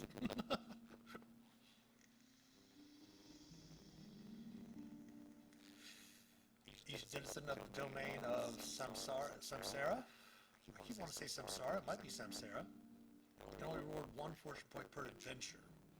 The archmages are exempt from this rule. And then rule of fortune. Citizens of the domain accrue fortune points as their main form of currency. The domain still accepts other forms of monetary payments, but FP is preferred to be stacked across any adventure in the Zodiac series. Characters that begin any adventure in the Zodiac series gain one fortune point at the start of the adventure. Fortune points has many uses and can be exchanged for the following boons and services in the domain. Alright, time for another detail chart. We have 1, 2, 3, 4, 5, 6, 7, 13 by 2. So we'll go down to our 10 by 2 and then add 3 more. 1, 2, 3. Alright, so now these were all hanging in the adventure. I mean, I guess we could do that as well. It's not that big of a deal.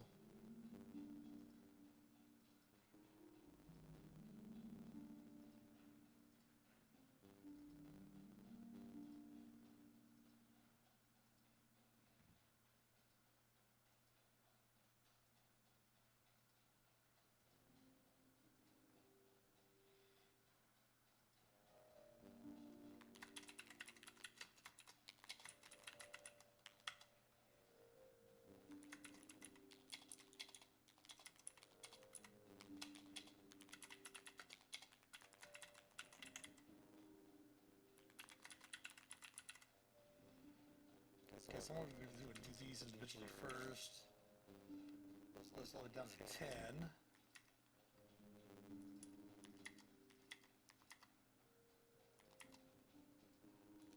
Then it jumps to 15, 20, and 100. What? 1, 2, 3, 4, 5, 6. Oh, there's no 6. What?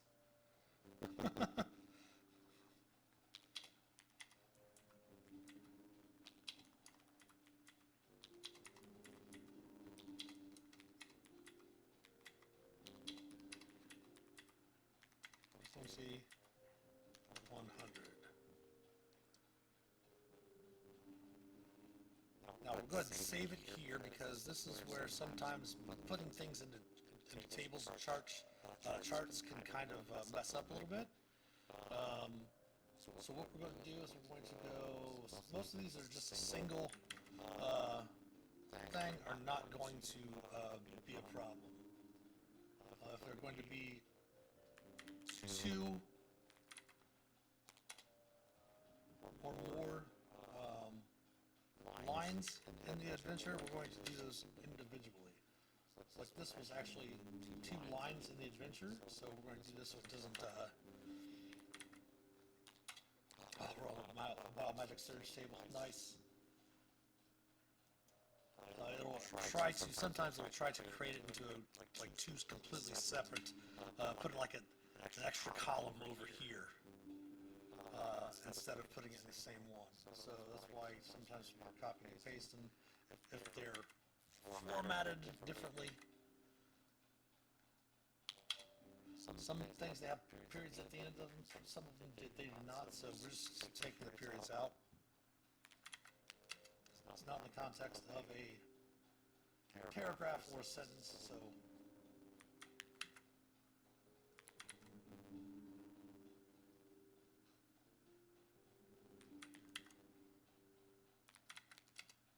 Uh, 7 points. If the characters gain so many, if they could gain points, the adventure give them a hero's feast at first level.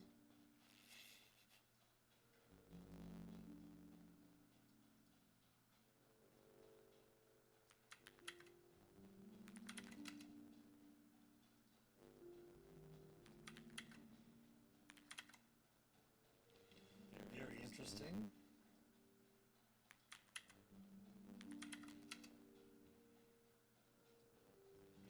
The only thing I would find difficult about running this adventure is that it would be really, really difficult for you. I mean, as a DM, especially playing AL, you can obviously check players' adventures league logs, their adventure logs, whatever you need. But it would be really difficult if players are playing through this whole series to know if they actually did have that many luck points. Especially when players after 2 or 3 adventures, you're going to, I'm sorry, fortune points. After maybe 3 or 4 adventures, you're going to acquire enough fortune points to where you'll probably be able to, do like provide a spell service at 9th level or lower.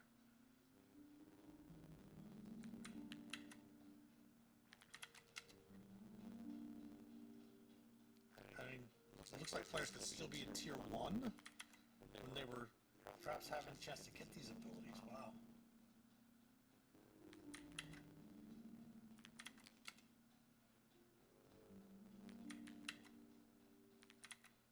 Let's get a wish. Everybody wish for our characters at first level to be tier 1 to it's only 15 points. Let's wish for everyone to get use a wish spell to give us all resistance to necrotic or force damage. Well, I guess it does say. Oh, okay, never mind. All services, rewards, and effects from fortune points end at the end of the adventure. All right, never mind. Never mind.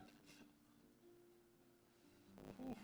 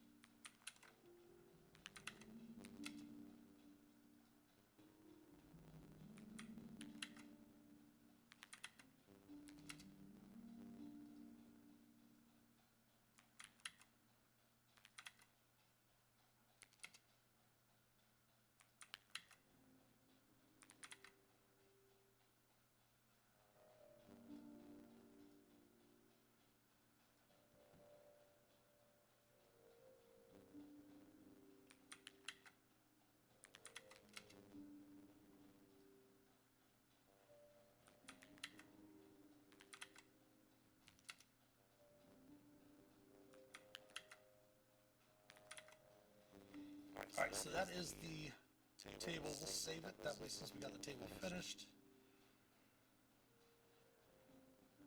And there's just a caveat at the end.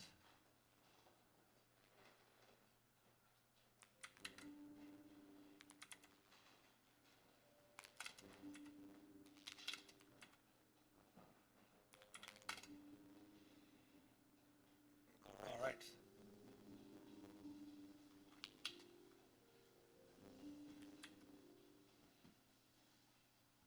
Alright, so the rules of conduct are done.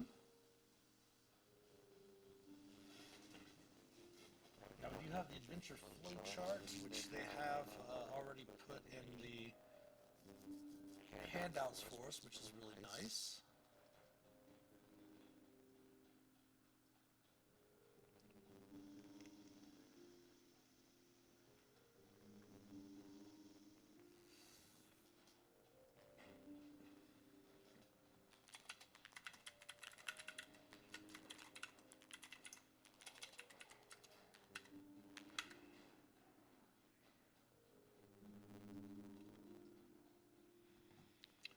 Flow chart O2 is pretty much just a linear adventure, which is the difference. There's a difference between somebody railroading you and a linear adventure. Linear adventures are not railroady.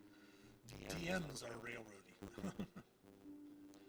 Now, an adventure could be written railroady if the adventure says characters can't do something, they have to go here. Characters can't do anything, they have to go here.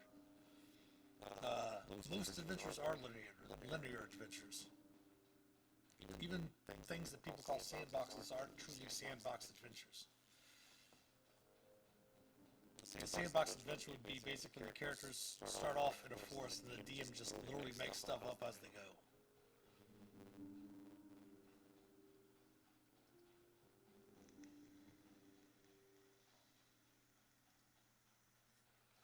Not sure why that didn't put that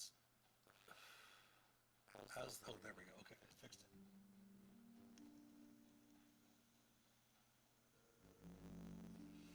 Alright, now we actually start putting, that's all the stuff before the adventure, now we're putting in each one of the adventures, and my goodness, there are a ton. How many tables is this?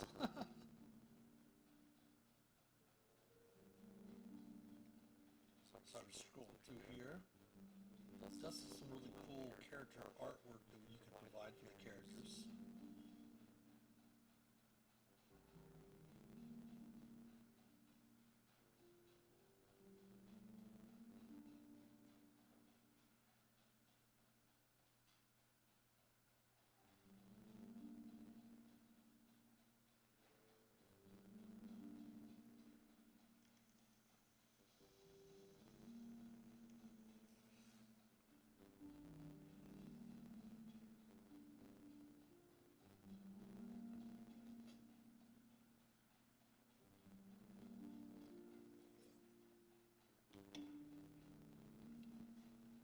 Number of handouts.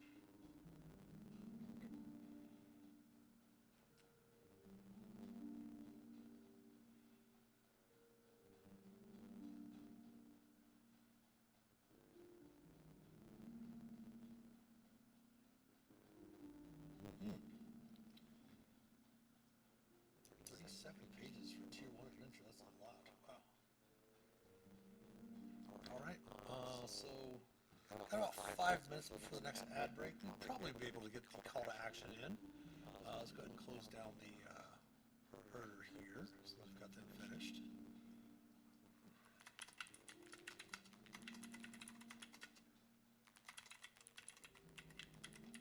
Cowspiracy.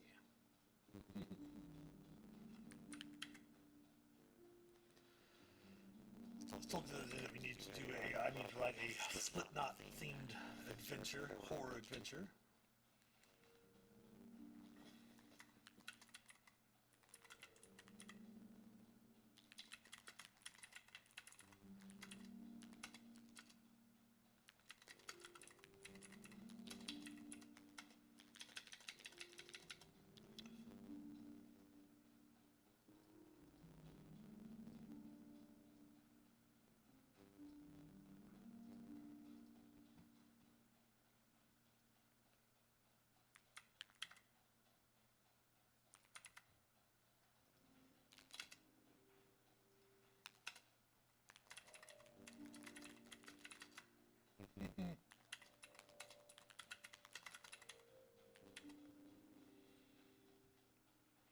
So here's an example of how I do box text, for example.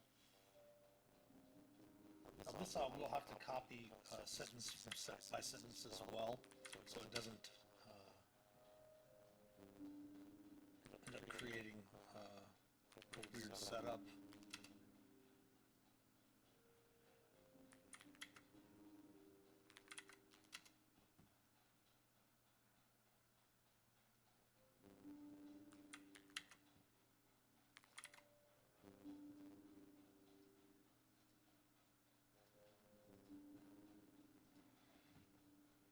It's got it right after it's a box text, okay?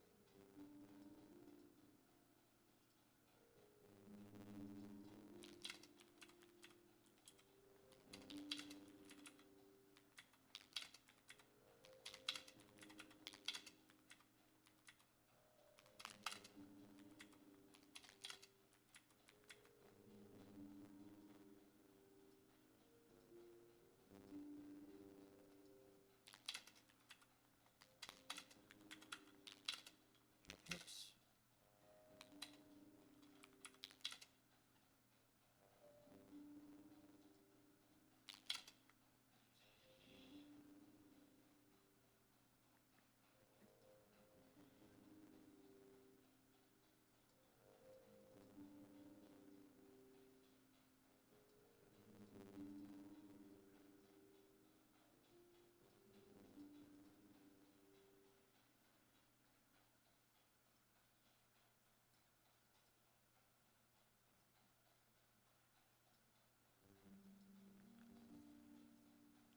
Fantastic-ish. Hey, Dad, what's going on?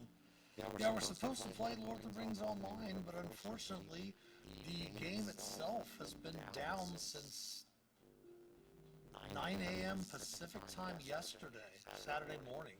And keep checking my phone to see if there's been any notifications, but there hasn't been any notifications since like 5:30 about seeing if the game was up or not. So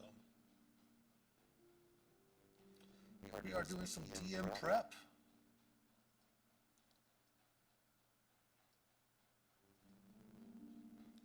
Right, and these are that. And then we have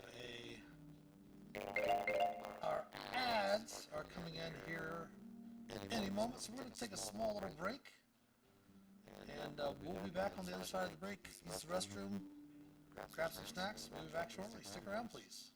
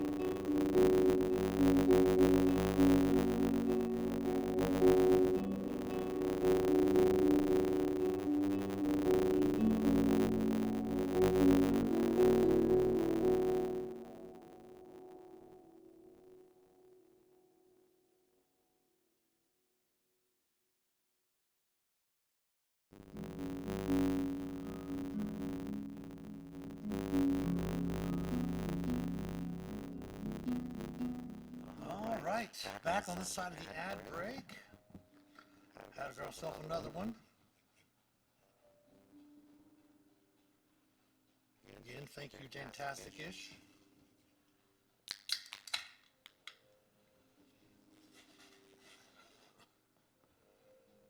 So we have another sidebar here, which is Fernie Flanders and Clarabelle.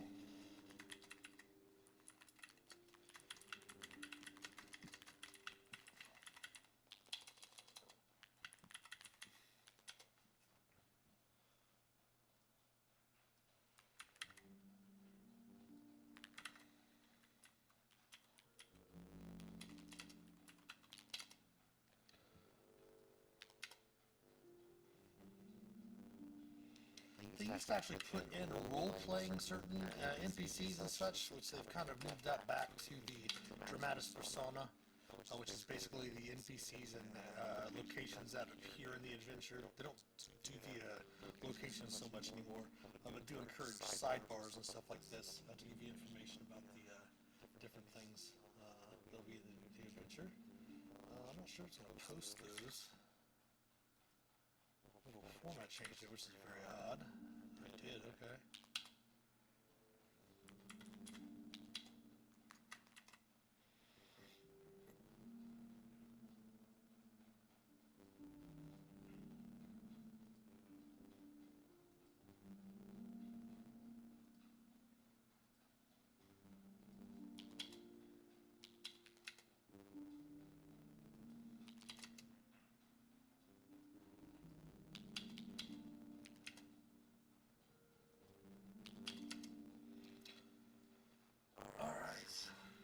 Does he know? Yes, I can definitely read him. Can you not hear me speaking? Shows that you were told there would be dancing girls. Unfortunately, no dancing girls. Your chat's coming through. Did you have something else typed in before that?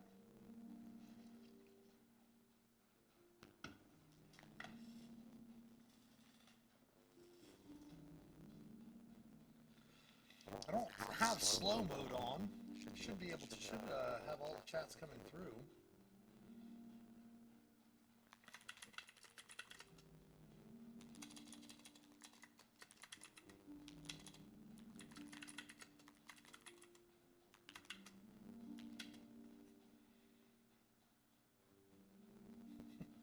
Just the dancing girls, yes.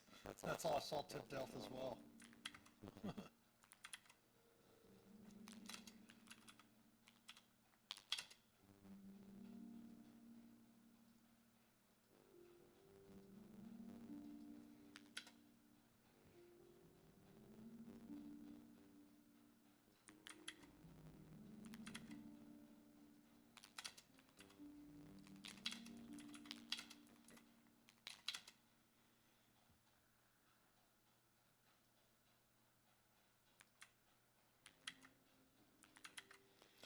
Plus, I haven't received any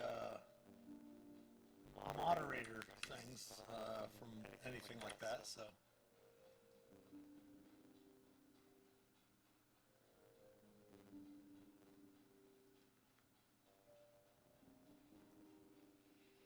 It's so weird.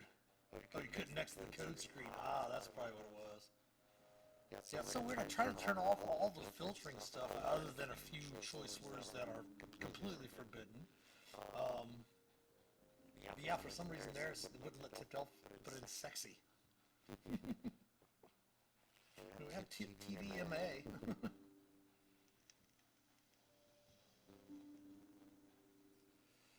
For some reason, it's not up on this screen. Let me fix something here real quick. That's dumb.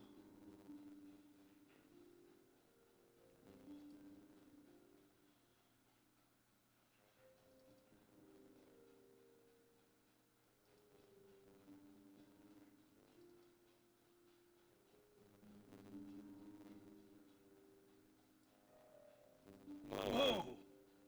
That might be a little big. That's hilarious. I'm actually going to go through and do a stream of setting up a whole new stream setup where it's going through all of the different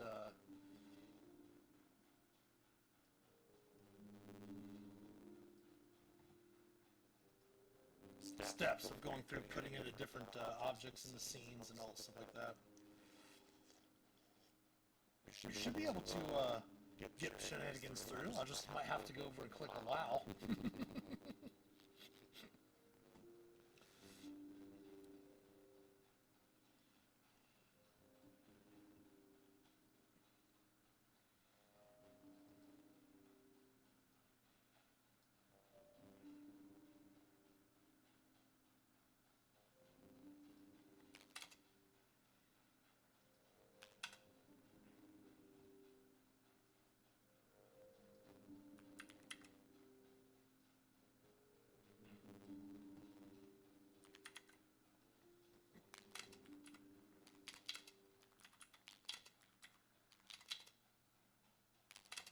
There we go.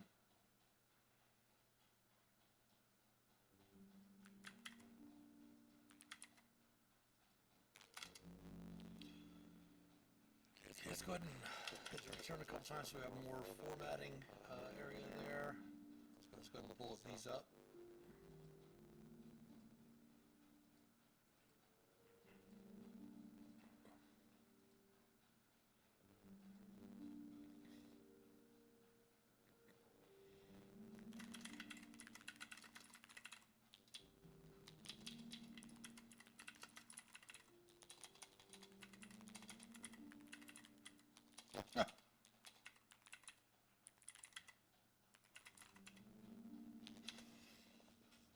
Need to decide a little bit here. Kerfuffle looks fine. Shenanigans probably went through because you didn't spell it. Maybe you spelled it wrong. I don't know how to spell shenanigans.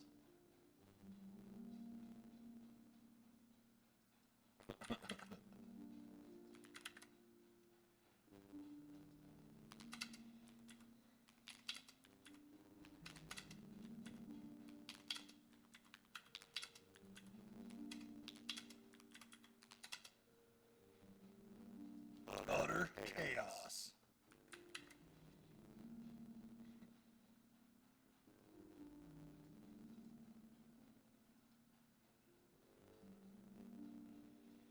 That's the end of the call to action, so we'll just go ahead and close that out. Bring that down. Yes, this Dan is the name of the adventure. If you're just joining us, it's called Utter Chaos, the Holy Cowspiracy.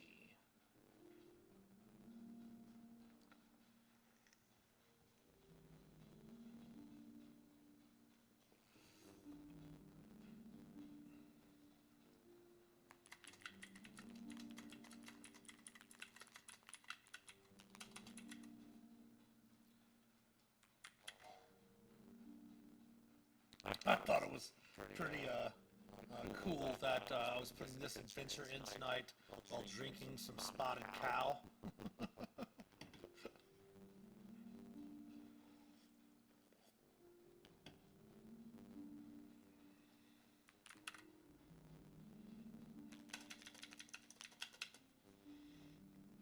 Give ourselves some formatting space.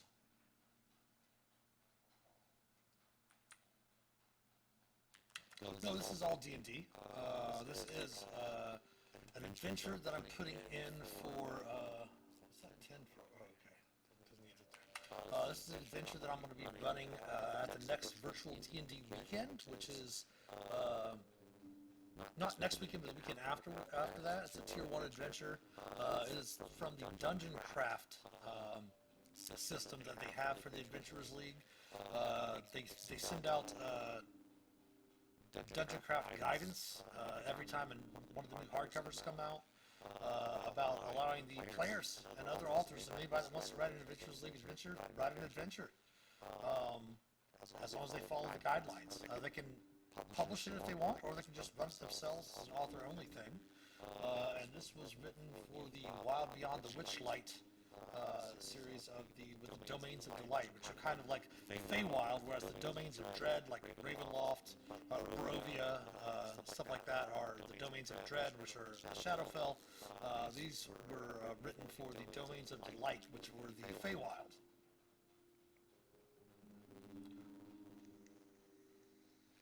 And this is a tier 1 adventure that we're putting together in this Roll20 room, so we'll have it ready to go for this next one and any other time we want to run it. I always like to do minutes. This is 1 hour. I'm just going to put 60 minutes, just because I love to have the minutes up there instead. That way you can.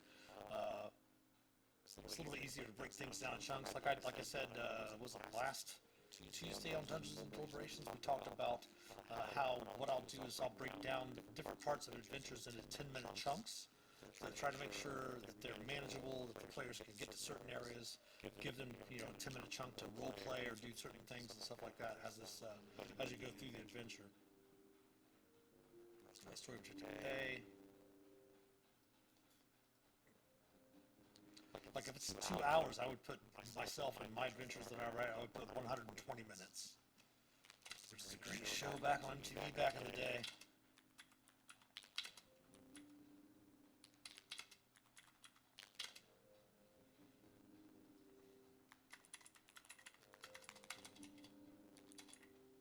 I know this is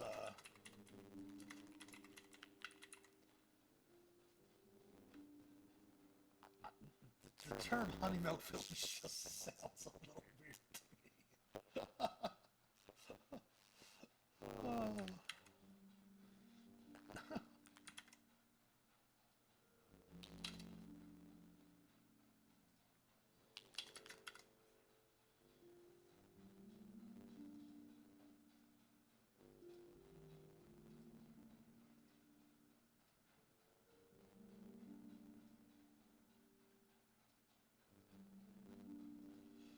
Alright, then we have another sidebar.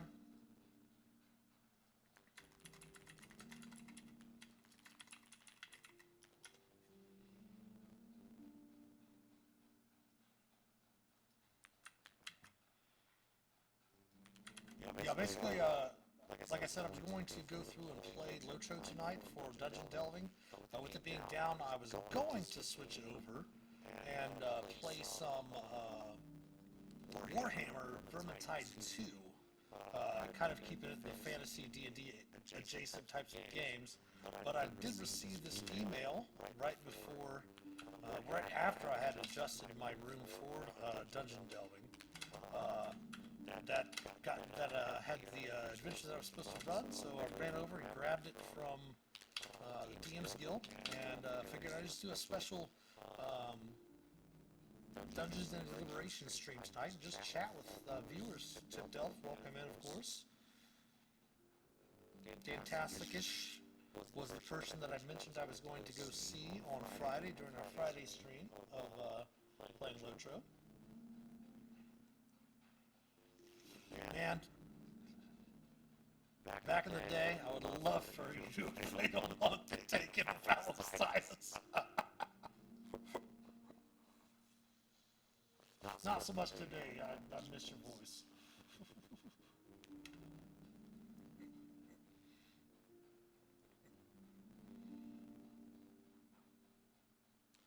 Alright, so now we're on to area information.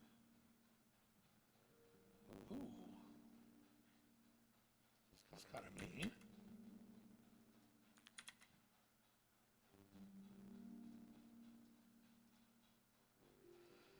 But I've got, like, I have the PDF for the adventure and such like that. It's just that I prefer myself when I'm running adventures for online conventions or like client games that I do very often online here on Roll20.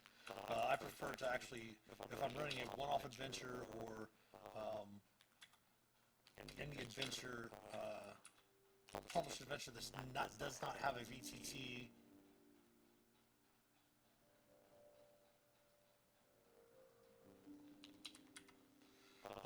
I'd like to go through and put it actually into the VCC. That way I can access it without having to worry about looking at the PDF while I'm playing the game. I could just pop over and say, okay, here's the primer, here's the domain of delight, the information about that. Sometimes I even break down certain sections into multiple handouts, as with like the domain and the rule of conduct. They could have easily been put into two, but that way I have access to one if I just need to get it as close as possible.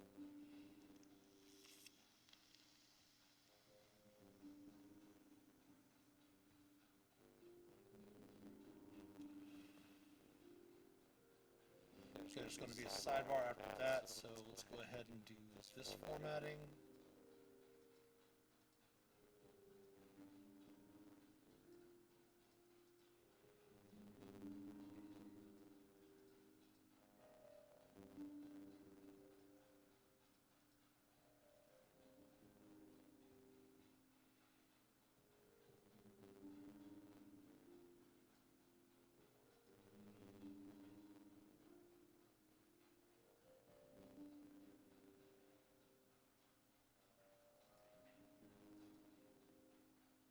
And there's a lot of information on this game, or in this adventure, I should say. So what we'll probably, obviously, we've only got another 37 minutes or so, 39 minutes or so for this stream.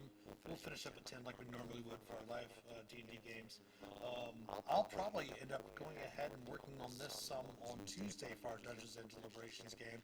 And if we get finished, I'll move on to doing the putting the dead to rest for the Tomb of Annihilation games for that weekend.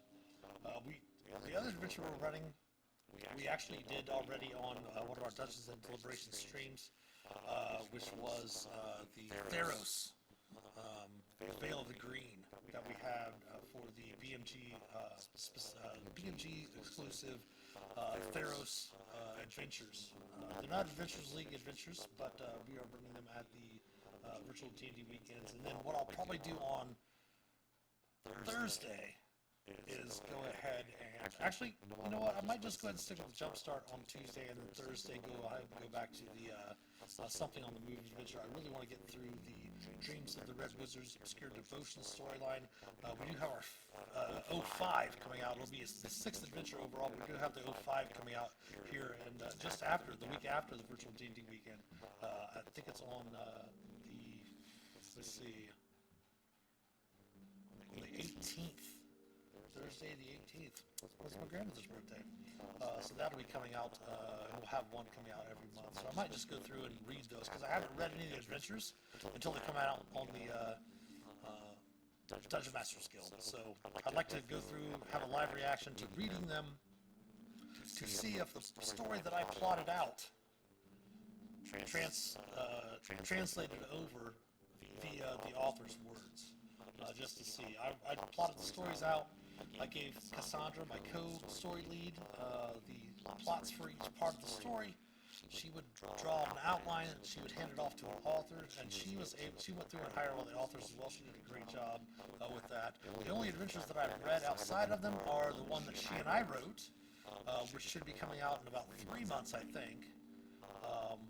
And then I wrote the ultimate adventure, the Tier 4 epic, with my friend Andrew Geezy. He and I wrote the final installment of that. We're going to have to do a lot of editing here in the coming months, but we don't have to do it right now. We will probably take some time at the beginning of summer to start working on some different edits for that as well. Alright, so now we need a sidebar for the Gorgon.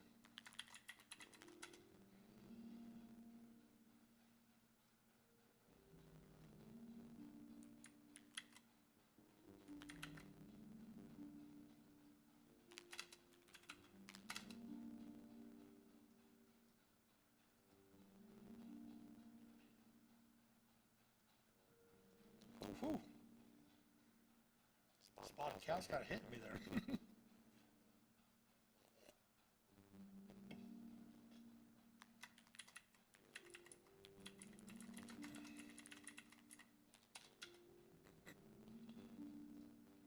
Need the box text.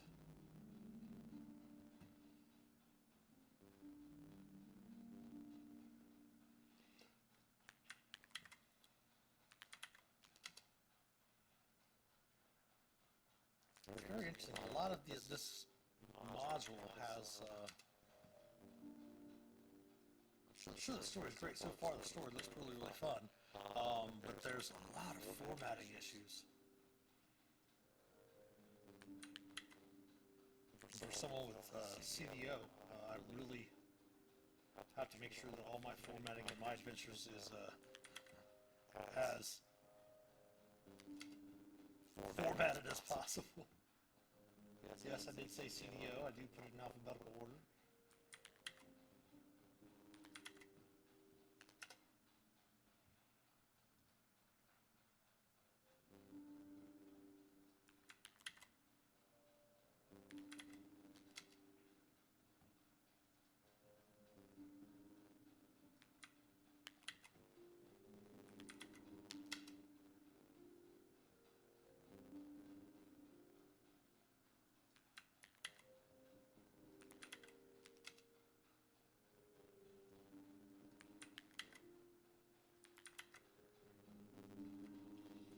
Alright, so that, hold on a second.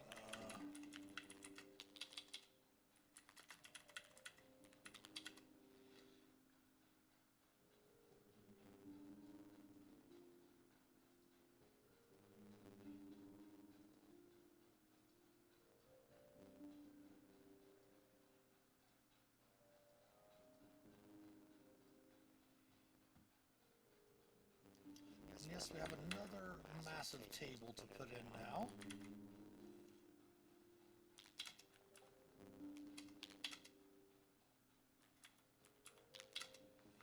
So there's a second, got a notification. Did those things come up?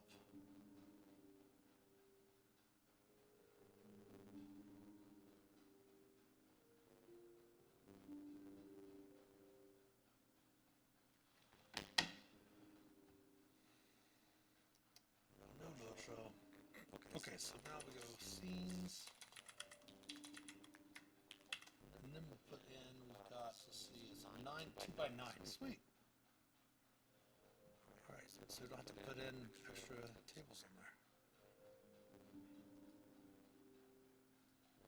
We have the D8.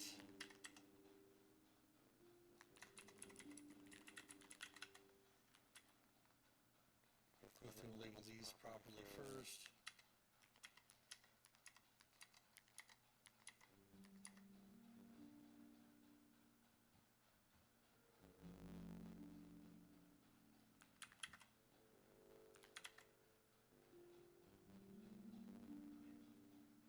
Not going to head out, but check in on my next stream. Yeah, the next stream is tomorrow evening. It is at 7 p.m. Eastern, and we are playing that game that your wife said she would love to play from the streams that we were looking through. There's a girl. Hello. Oi, oi.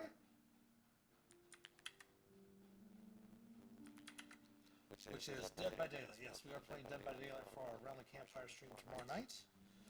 Again, as I mentioned earlier, for those of you who might have caught the beginning of the stream, first of all, my friend Dantastikish was very nice and considerate to me when I went to visit him yesterday. That I did not go to and was not able to make it to GaryCon because of COVID and such. So he brought me back some spotted cow. So my apologies if I'm mixing up my words a little bit. We've only got like maybe a half hour left. You've been struggling to name your new D&D character. Well, Nerdy Girl, what are you playing, and what's the campaign you're playing in?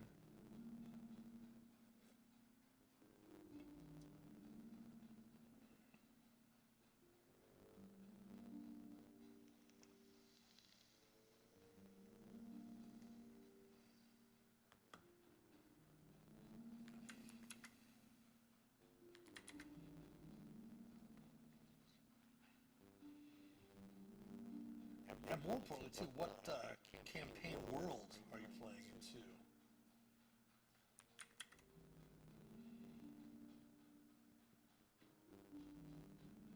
Tiefling Arcane Trickster Rogue. Ooh, that's pretty cool. Okay. So it's like a homebrew game, perhaps maybe like the DM's their own campaign world or anything like that, something like that.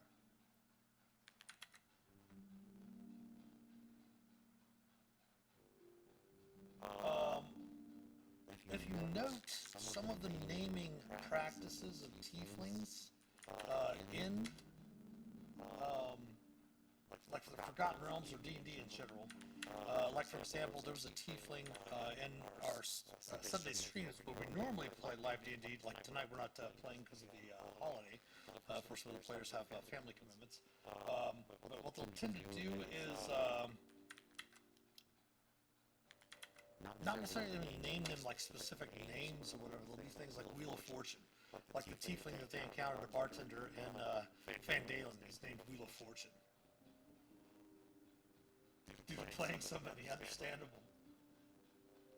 Perhaps maybe do something like an emotion or something. The two characters that I had created, I created one of the characters, and he was a character I played back in the way early, not like actually 91 is when I started playing the character. But I actually, for the new Obscure Devotion storyline, I created a new character to expand on his story, and both of them were NPCs in the Obscure Devotion, Dreams of the Red Wizards Obscure Devotion storylines, and I named them off of emotions. They're both Drow. They're both Drow assassins. One works for Zentarim, and one works for Bringing Death. And their twin brother and sister, Morn, like morning, Morn, and then Scorn is the sister's name. Morn is the brother's name, Scorn is the sister's name. So something, maybe like an emotion or an alternate name. Check out Thesaurus and look up different emotions and such. Tiefling girl. Sorry, you might hear me say Tiefling every once in a while, but Tiefling. Zelia. Kazaya, Nyx, Naki.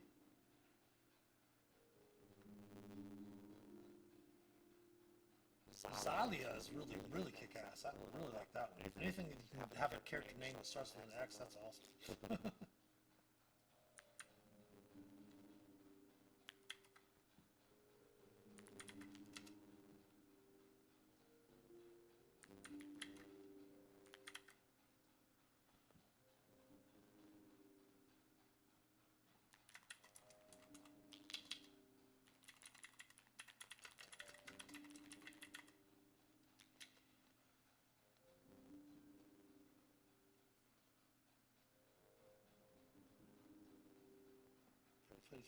Played a one shot on Friday, which your name is Anisa, Ashes, Yaki, Azori. Oh, cool.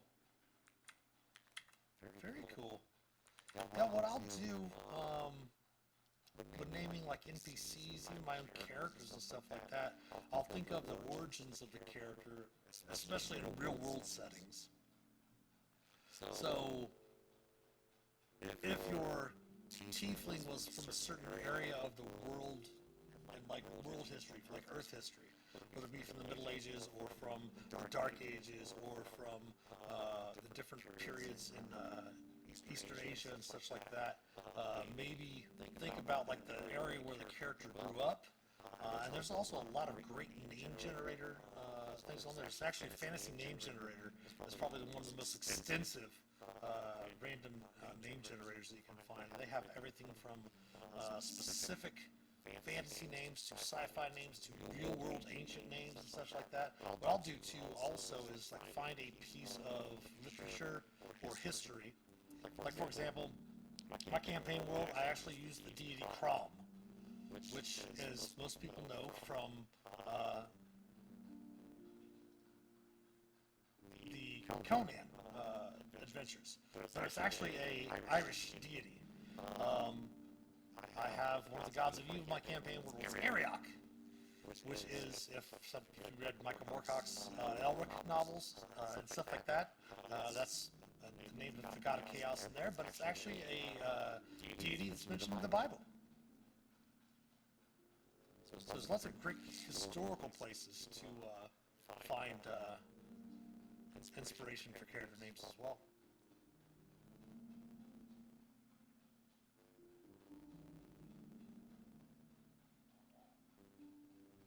Well, see, there you go, Yukimura. So that's a very Japanese-sounding type of name, type of world. So you can definitely look up Asian names or Japanese names, find out like the meanings behind them and such like that, to find a really cool name. Like I said, start with an emotion or start with something like you said, ashes or something, and find something very similar in Japanese language that has, because everything in Japanese and Chinese languages, Korean languages, all have meaning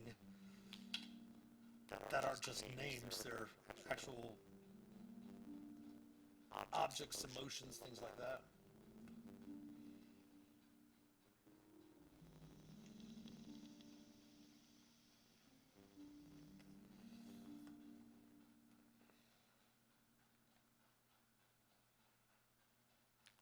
And yet another table. See, this one is, let's see, put that first.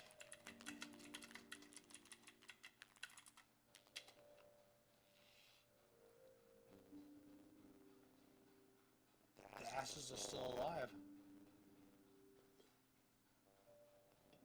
Very cool. Very, very cool.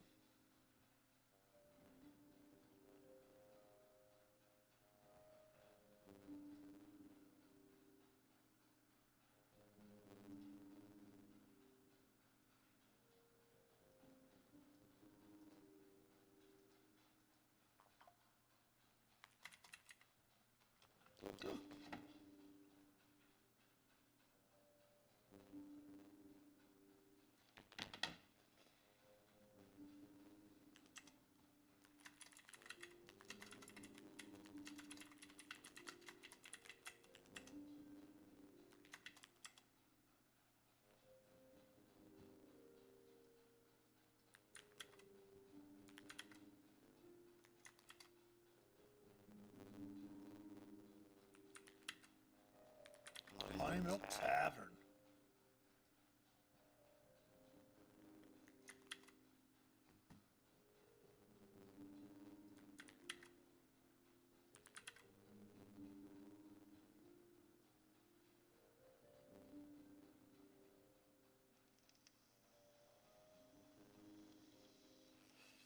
Instead, reviving the patron to return her family's soul is inside her, and the classes her family were, so there's subclasses. That's very cool. That's very cool.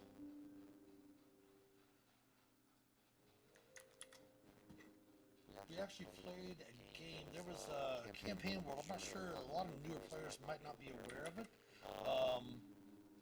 But there was a campaign world back in the campaign back in the day called Aethys. It contains a lot of stuff that's probably not that would definitely be considered cringe today. Guaranteed. But there was actually a novel that they had written where because the world of Aethys or Dark Sun, psionics are way more important than magic in that game world. It's like a desolate sword and sandals type of world with gladiator combat and everything associated with that. But there were three minds in one person, and that was in the novel. We actually played a game. This would have been either AD&D or second edition D&D, where me and two of my buddies played one character. And in order for us to take control of the character, we had to have contests with each other, propose roles to try to take over the body, which was a lot of fun. Very interesting games from that, that's for sure.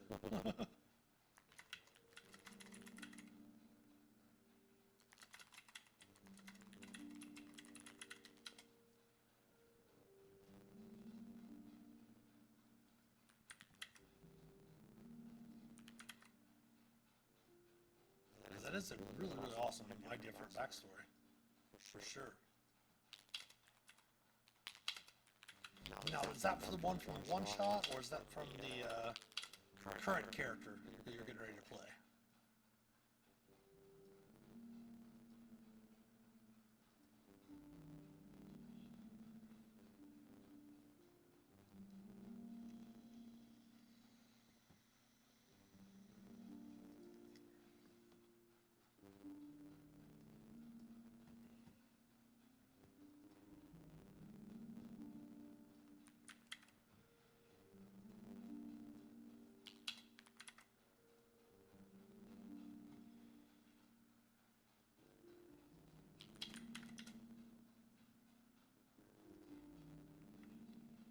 Oh, from One Shot, okay.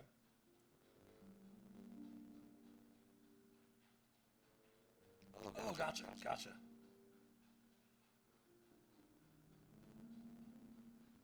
Um,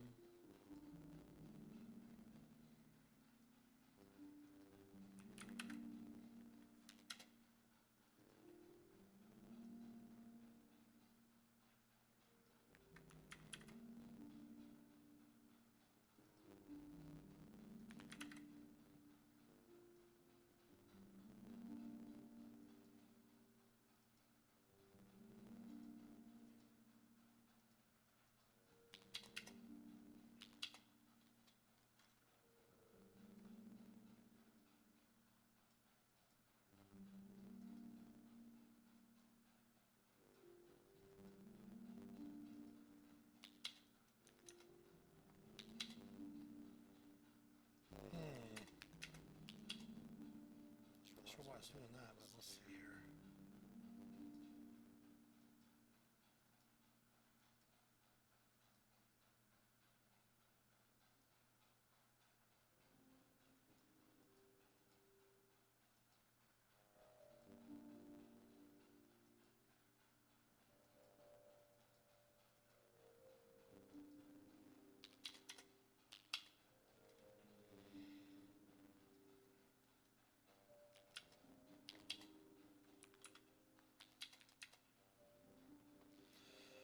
Well, it's not going to change that for some reason. Okay.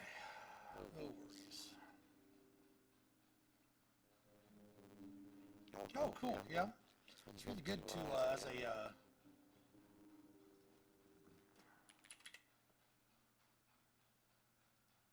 we'll put that in there so it automatically rolls the doses every time. Oh, so I'm going to put that in there for us. Okay. Fair enough. Just roll it when players find it. So I'm going to say we're doing did that first. That way we can go add a folder for treasure. And then what we can do is we pull this down here. Right above the creatures. We'll put the treasure underneath the creatures. Oops. Then we'll put the ointment down here in the treasure. And then what we can actually do is we can go through this part. New last stats are 6 strength, 16 dex, 13 con, 14 int, 12 wiz, 20 charisma, 5th level arcane trickster. Wow, very cool. Very nice charisma.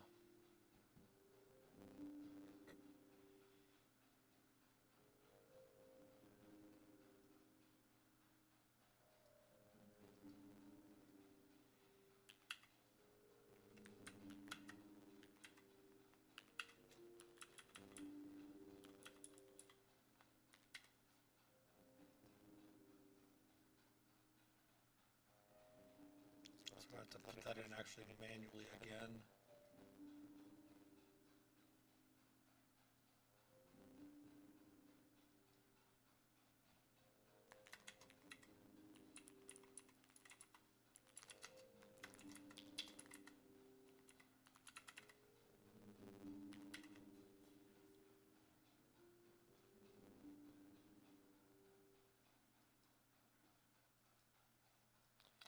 So we should have it saved where it links it.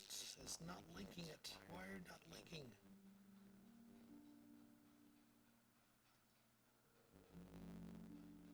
That's the whole thing completely redone.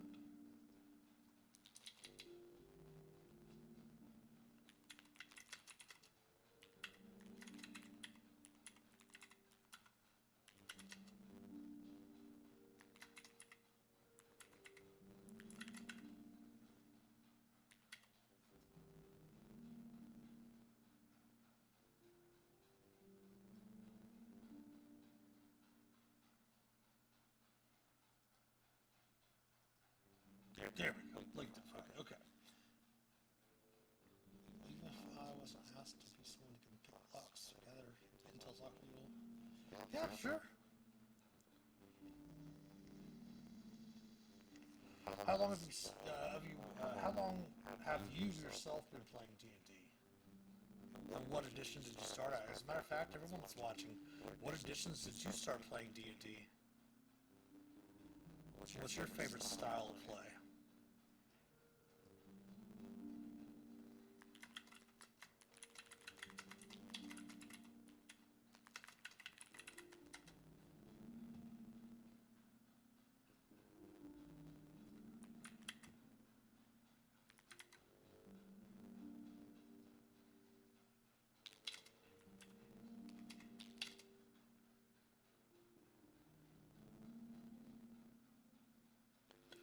Or not just the style of character you like to play? That's understandable.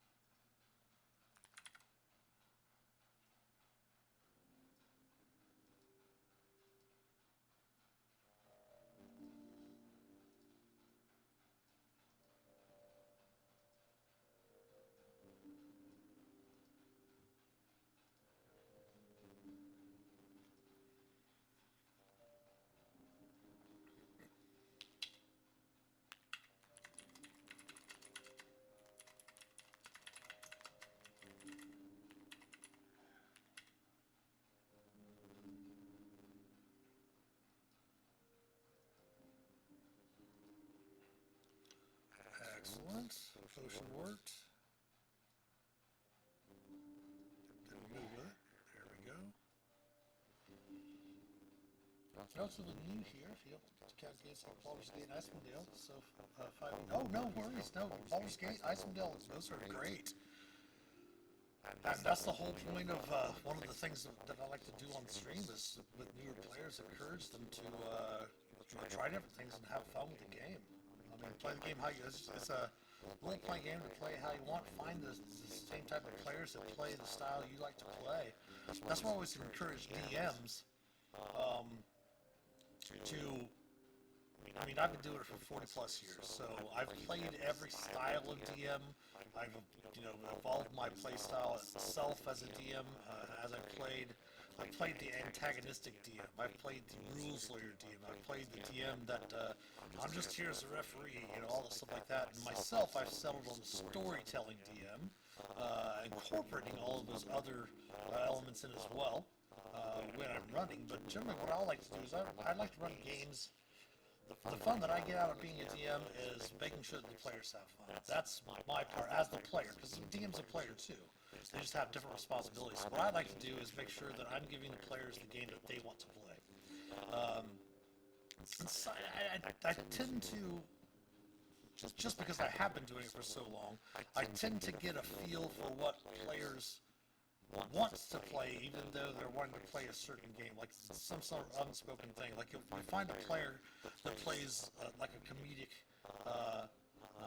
character, they're always the jokester in the group and such like that. But when like a very serious part of the story comes up, they react to it. Their character reacts to it very viscerally, and changes their character's outlook. I mean, they're the comedic relief and stuff, but they do start to have some sort of sense of seriousness with, especially when their quests or have something to do with like the end of the world. So yeah.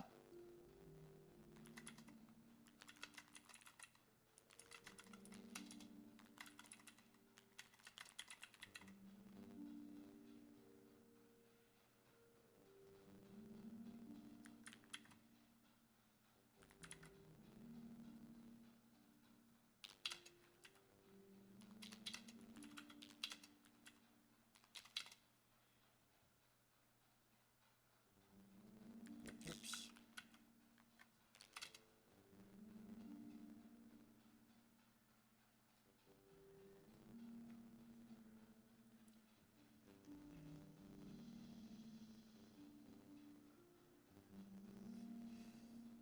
Your first character was one of your only male characters named Sir Henry Oxford. You always like having someone try to guess their race. I think we might have talked about that in a previous stream. Were they a Minotaur?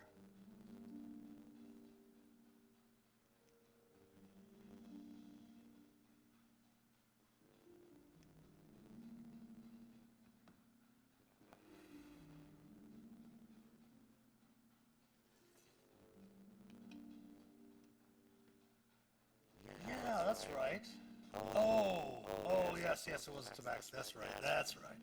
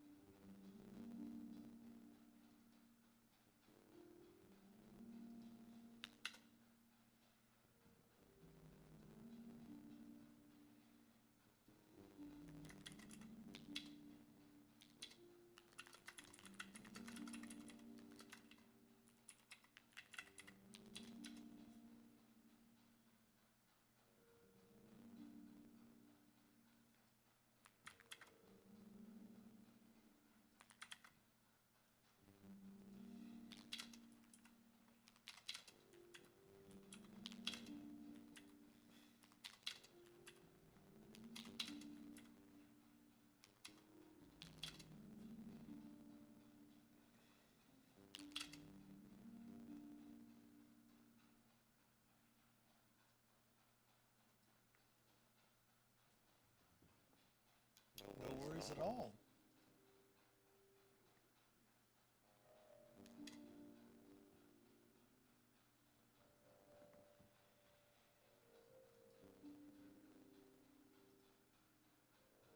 We have two sidebars, which actually we're going to add together.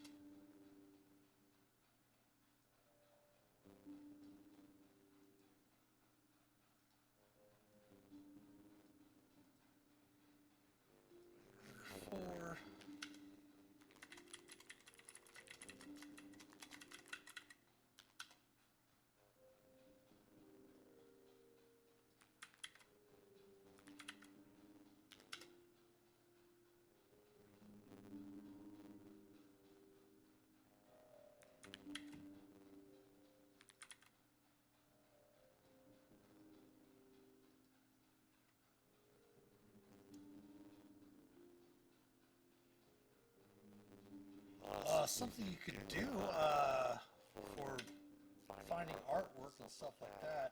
I don't use it in like published materials, but like for tokens or character art for like if I ever have a chance to play. I actually use the Leonardo app. It's AI art stuff. Um, it's pretty cool for just basic um, things. You have like I think it's like one paragraph as the prompt.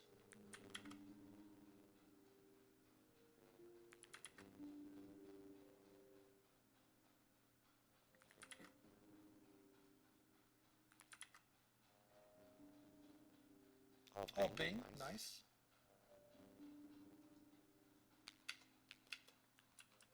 That should not be.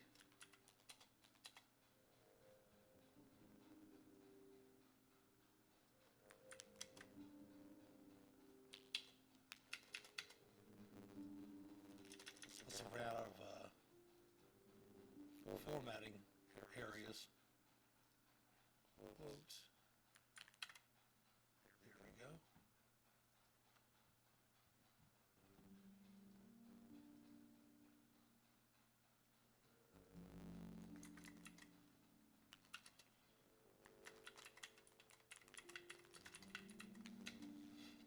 Yeah, this is a we discuss a lot in a lot of different Discord servers and stuff like that about using AI art.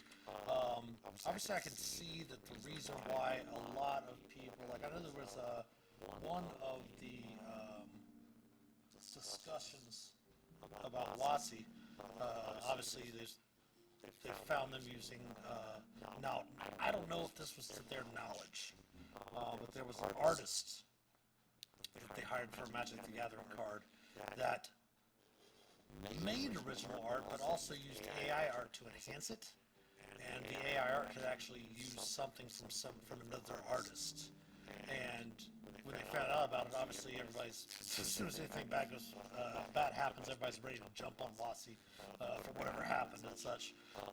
And I can see people getting upset if WotC was using AI generated art because it literally is turning around and taking away jobs from the people that are basic. I mean, to be honest, it's not the mechanics of Magic the Gathering that made them such a great game, although that did lend to it, but just as equally, the artwork that the artist did for the Magic the Gathering cards is just amazing artwork. And to turn around and start using AI art instead of using actual artists would be a detriment not only to just the whole gaming community, but to those artists that work really hard at what they do, whether they be painters or graphic designers that use computer-generated art and stuff like that on their computers and different programs. Now, the only thing that I always talk to the people about AI art is that if you are starting off as a author, and you're needing artwork for a published adventure or something like that, you want to start yourself off writing adventures, publishing those adventures. I don't see a problem with people using AI art. I'm sure the DMs Guild's got a policy somewhere about it. We don't need to use AI art and any of the stuff. And I don't actually pick the artwork for the Dreams of the Red Wizard storyline. But I'm sure that they've got some sort of policy about AI art. But I just don't see the problem with an up-and-coming author that does not have the funds to commission artwork. That's the biggest thing, is that, especially with how art is kind of created today, everyone's going to try to find ways to work smarter, not harder, as it were. But they're not going to say, okay, this only took me 25 minutes to generate this artwork, I'm still going to charge somebody $150.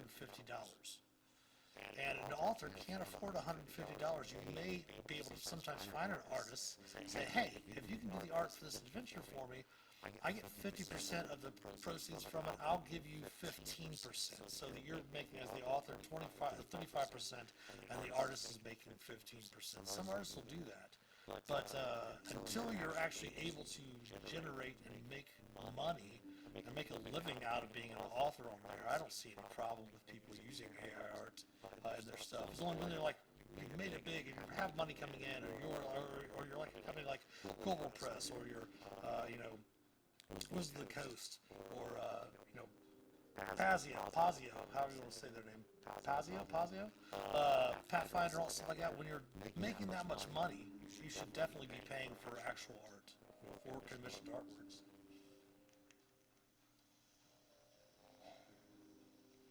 Exactly. And especially if you're not doing it like if you're not doing it in a paid situation where you're not being paid to be a DM, or you're not publishing your material. If you're just doing it for homebrew campaigns, there's nothing wrong whatsoever with using uh, arts like that. Oh, no worries, this guy. Thank you for stopping by and thank you for the lurk. What type of homework are you working on?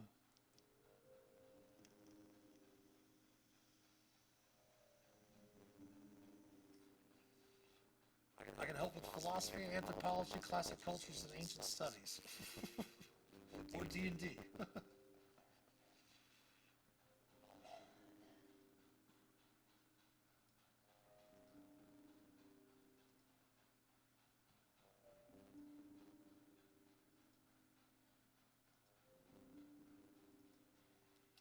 Alright, so Lily Paths is the first one.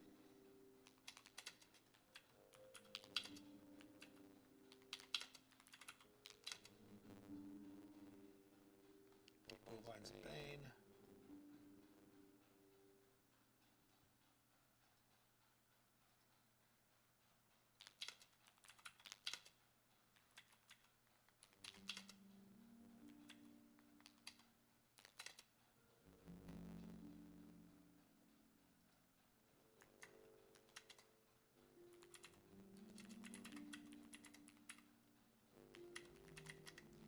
If you like wargaming, make sure to go check out this guy 2023.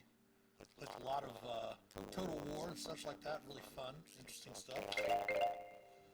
Oh, I got my notification. We've got an ad coming up here that is imminent. So we're going to take a small little break here. Stick around. We'll be back shortly on the other side of the ad break. We'll talk to you then.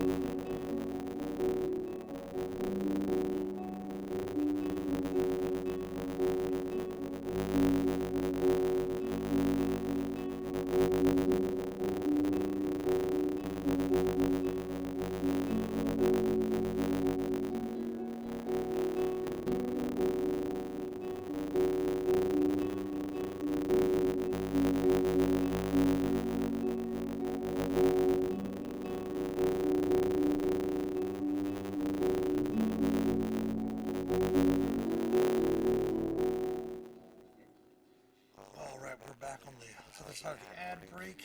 Maybe a couple seconds left in it. We're going to probably finish up this part one of Utter Chaos, and then probably call the stream for the evening. So there's a few more things to put in there. Things you like about being AI is you can use it for free. Yeah, actually, yeah, that's one of the things I love about Leonardo AI. That app, I think you get 150 tokens every day, and it takes 8 tokens to generate an AI art. When they generate it, it'll give you, I think, 4 different versions of the picture. Like, for example, I was trying to design something from a new homebrew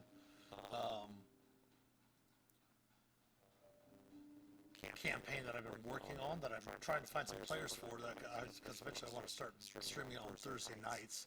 Let me see if I can find this.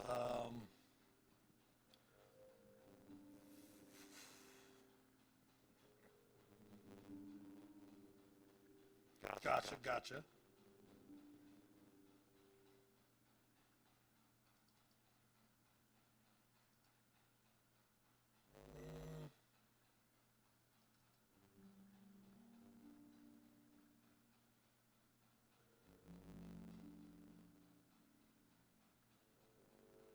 Not sure where it would have been.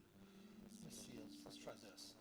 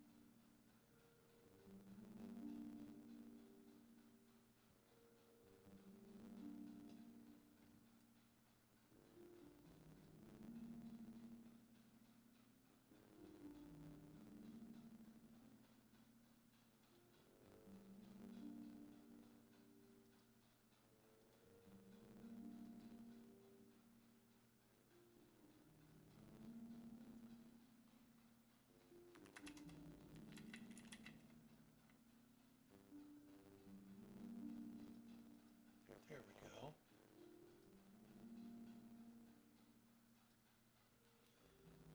We should be able to bring it over to the thing here. Let you see it on the stream, actually. That would be in there. So this is the image it gave me, actually, which I thought was really, really awesome.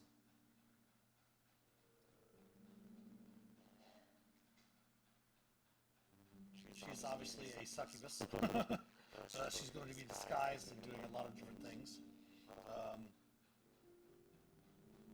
She might be the main villain. She might just be something that leads up to the main villain. But we'll see what happens. So yeah, it was generated through Leonardo. It was really nice.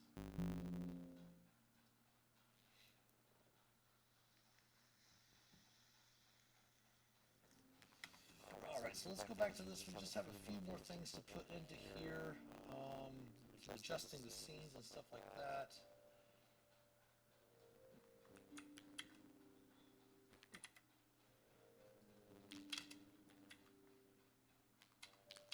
What we'll probably end up doing is we'll probably go through tomorrow and finish some of this up before stream tomorrow night. And then on tomorrow night we'll of course have our standard around the campfire stream playing some Dead by Daylight. Blood Moon event will be finished up, but we'll be able to go through and take a few moments to look at what we were able to pick up. Oh yeah, definitely check it out. Definitely check out Leonardo.ai. I generated some token images for tokens for our Tier 4 adventure. Hopefully some of the DMs used them. I just happened to stumble upon it. I think maybe even a friend might have suggested it to me.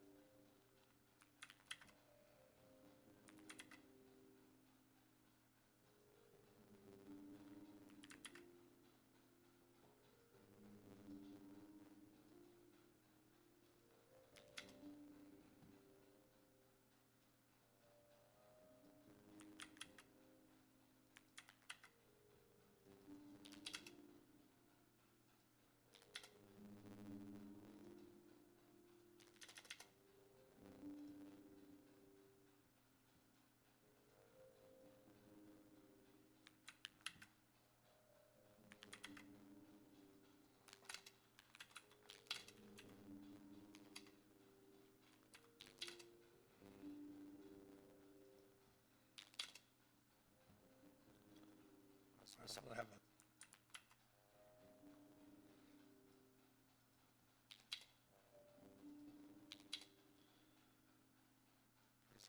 believe this. Skeleton Minotaur. A weak group.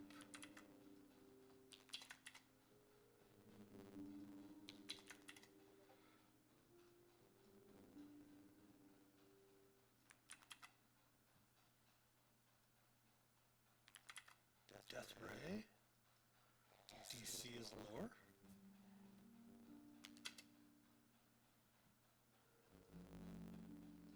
Tail attack. Only does that much damage. Alright, perfect. That's awesome. Of course, it's always good to include a non-combat option. Playing the pillars, as it were. We always talk about that. We went through a few months back on our Dungeons and Deliberations stream. We were walking through how I walk, the process I go through for creating adventures and stuff like that. And I always try to make sure that there's the three pillars: social, combat, and exploration. Try to have, if you have a chance, and it does take a little bit of creativity to come up with it. Sometimes it just flows to you, but definitely trying to make sure that each encounter that you write has a combat resolution, has an exploration resolution, and has a social resolution. That way everyone can enjoy your adventure depending on what style of play that they like to play. Now, I do think that players, especially newer players, even experienced players that have been playing for like maybe 10 years, do need to understand that there are going to be situations where combat is not avoidable, you know. But I do like to put in as many different options to resolve the encounters as possible. That way the player, like that was the wonderful thing about what Wild Beyond the Wishlight, what this DC was created for, is that it did give, you could basically play Wild Beyond the Wishlight all the way to the final Crystal Palace at the end without rolling any initiative or rolling any attacks. You could roleplay your way pretty much through the whole thing, which is pretty cool.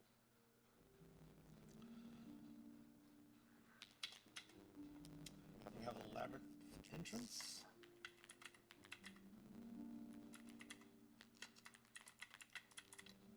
We're almost done here.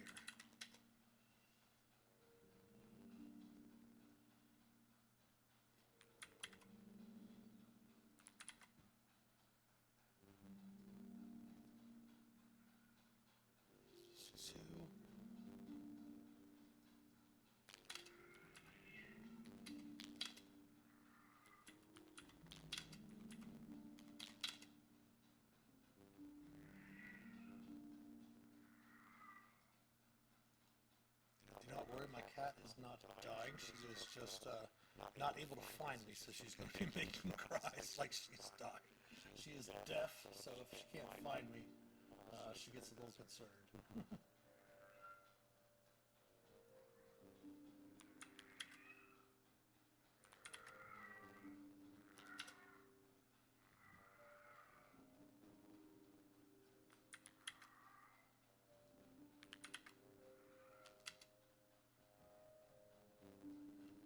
Ring the cowbell to awaken.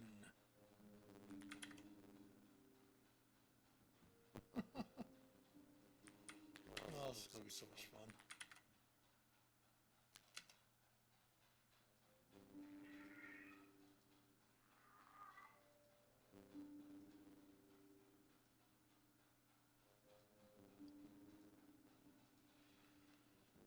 Alright, proceed to part 2 Labyrinth, and then we have a small sidebar about what Dethic is, which is a language of the alphabet used by the dwarves. For the Forgotten Realms, put that sidebar in, and we are finished with part 1 here.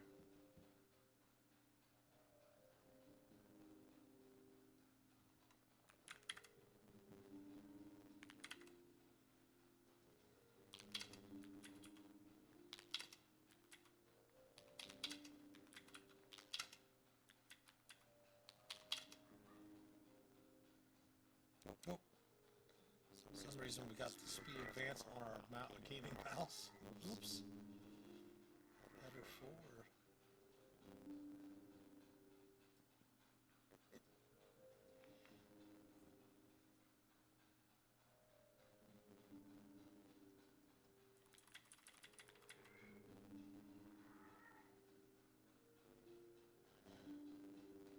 Alright, that is the end of part 1. Let's go ahead and hit save. We've got our magic items linked in there. The characters can find the Kyotom's ointment as well as the potion of Hill Giant Strength. All the different areas laid out. We'll pull part 1 down in here into the adventure, and then we will continue working on part 2. So that's going to bring us to the end of the stream tonight. Normally we stream until 10 p.m., 7 p.m. to 10 p.m. Eastern Time. Next week we will return to our live D&D game where we're playing Vandelver Below, the Shattered Obelisk. Tomorrow night we'll be back at 7 p.m. for Around the Campfire. Again, we did have a time change for our Dungeons and Deliberations as well as our Tavern Talks with Shifty Board. Those are also moving to 7 p.m. starting this week as well, on Tuesday and Wednesday respectively. And then on Thursday and Friday, our Dungeon Delving stream has moved to 8 p.m. Eastern Time, and we are going to actually be streaming those for 3 hours, from 8 to 11 p.m. Eastern, instead of 2 to 4 p.m. Eastern. So we'll get an extra hour out of each of those streams. So if you like horror games, stop by tomorrow. We'll, of course, talk about Dungeons & Dragons while we're playing. We will look into the whole Jump Gate, the new beta here in Roll20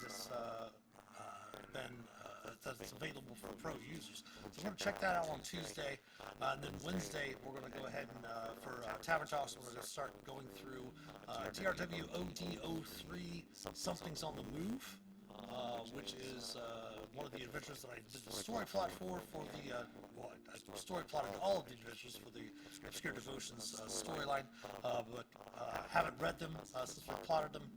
So we're going to see what the author did with those ideas and go from there. So we'll check that out on Wednesday, and again Thursday and Friday. Hopefully, we'll go back to Lord of the Rings Online if the Standing Stone Games has been able to figure out the situation with that. But thanks for the chats tonight, everyone. Thanks for stopping by. Even though we weren't playing live D&D, I really appreciate you sticking around. Nerdy Sakura, I hope you get some sleep in. Tipped Elf, thanks for stopping by as well.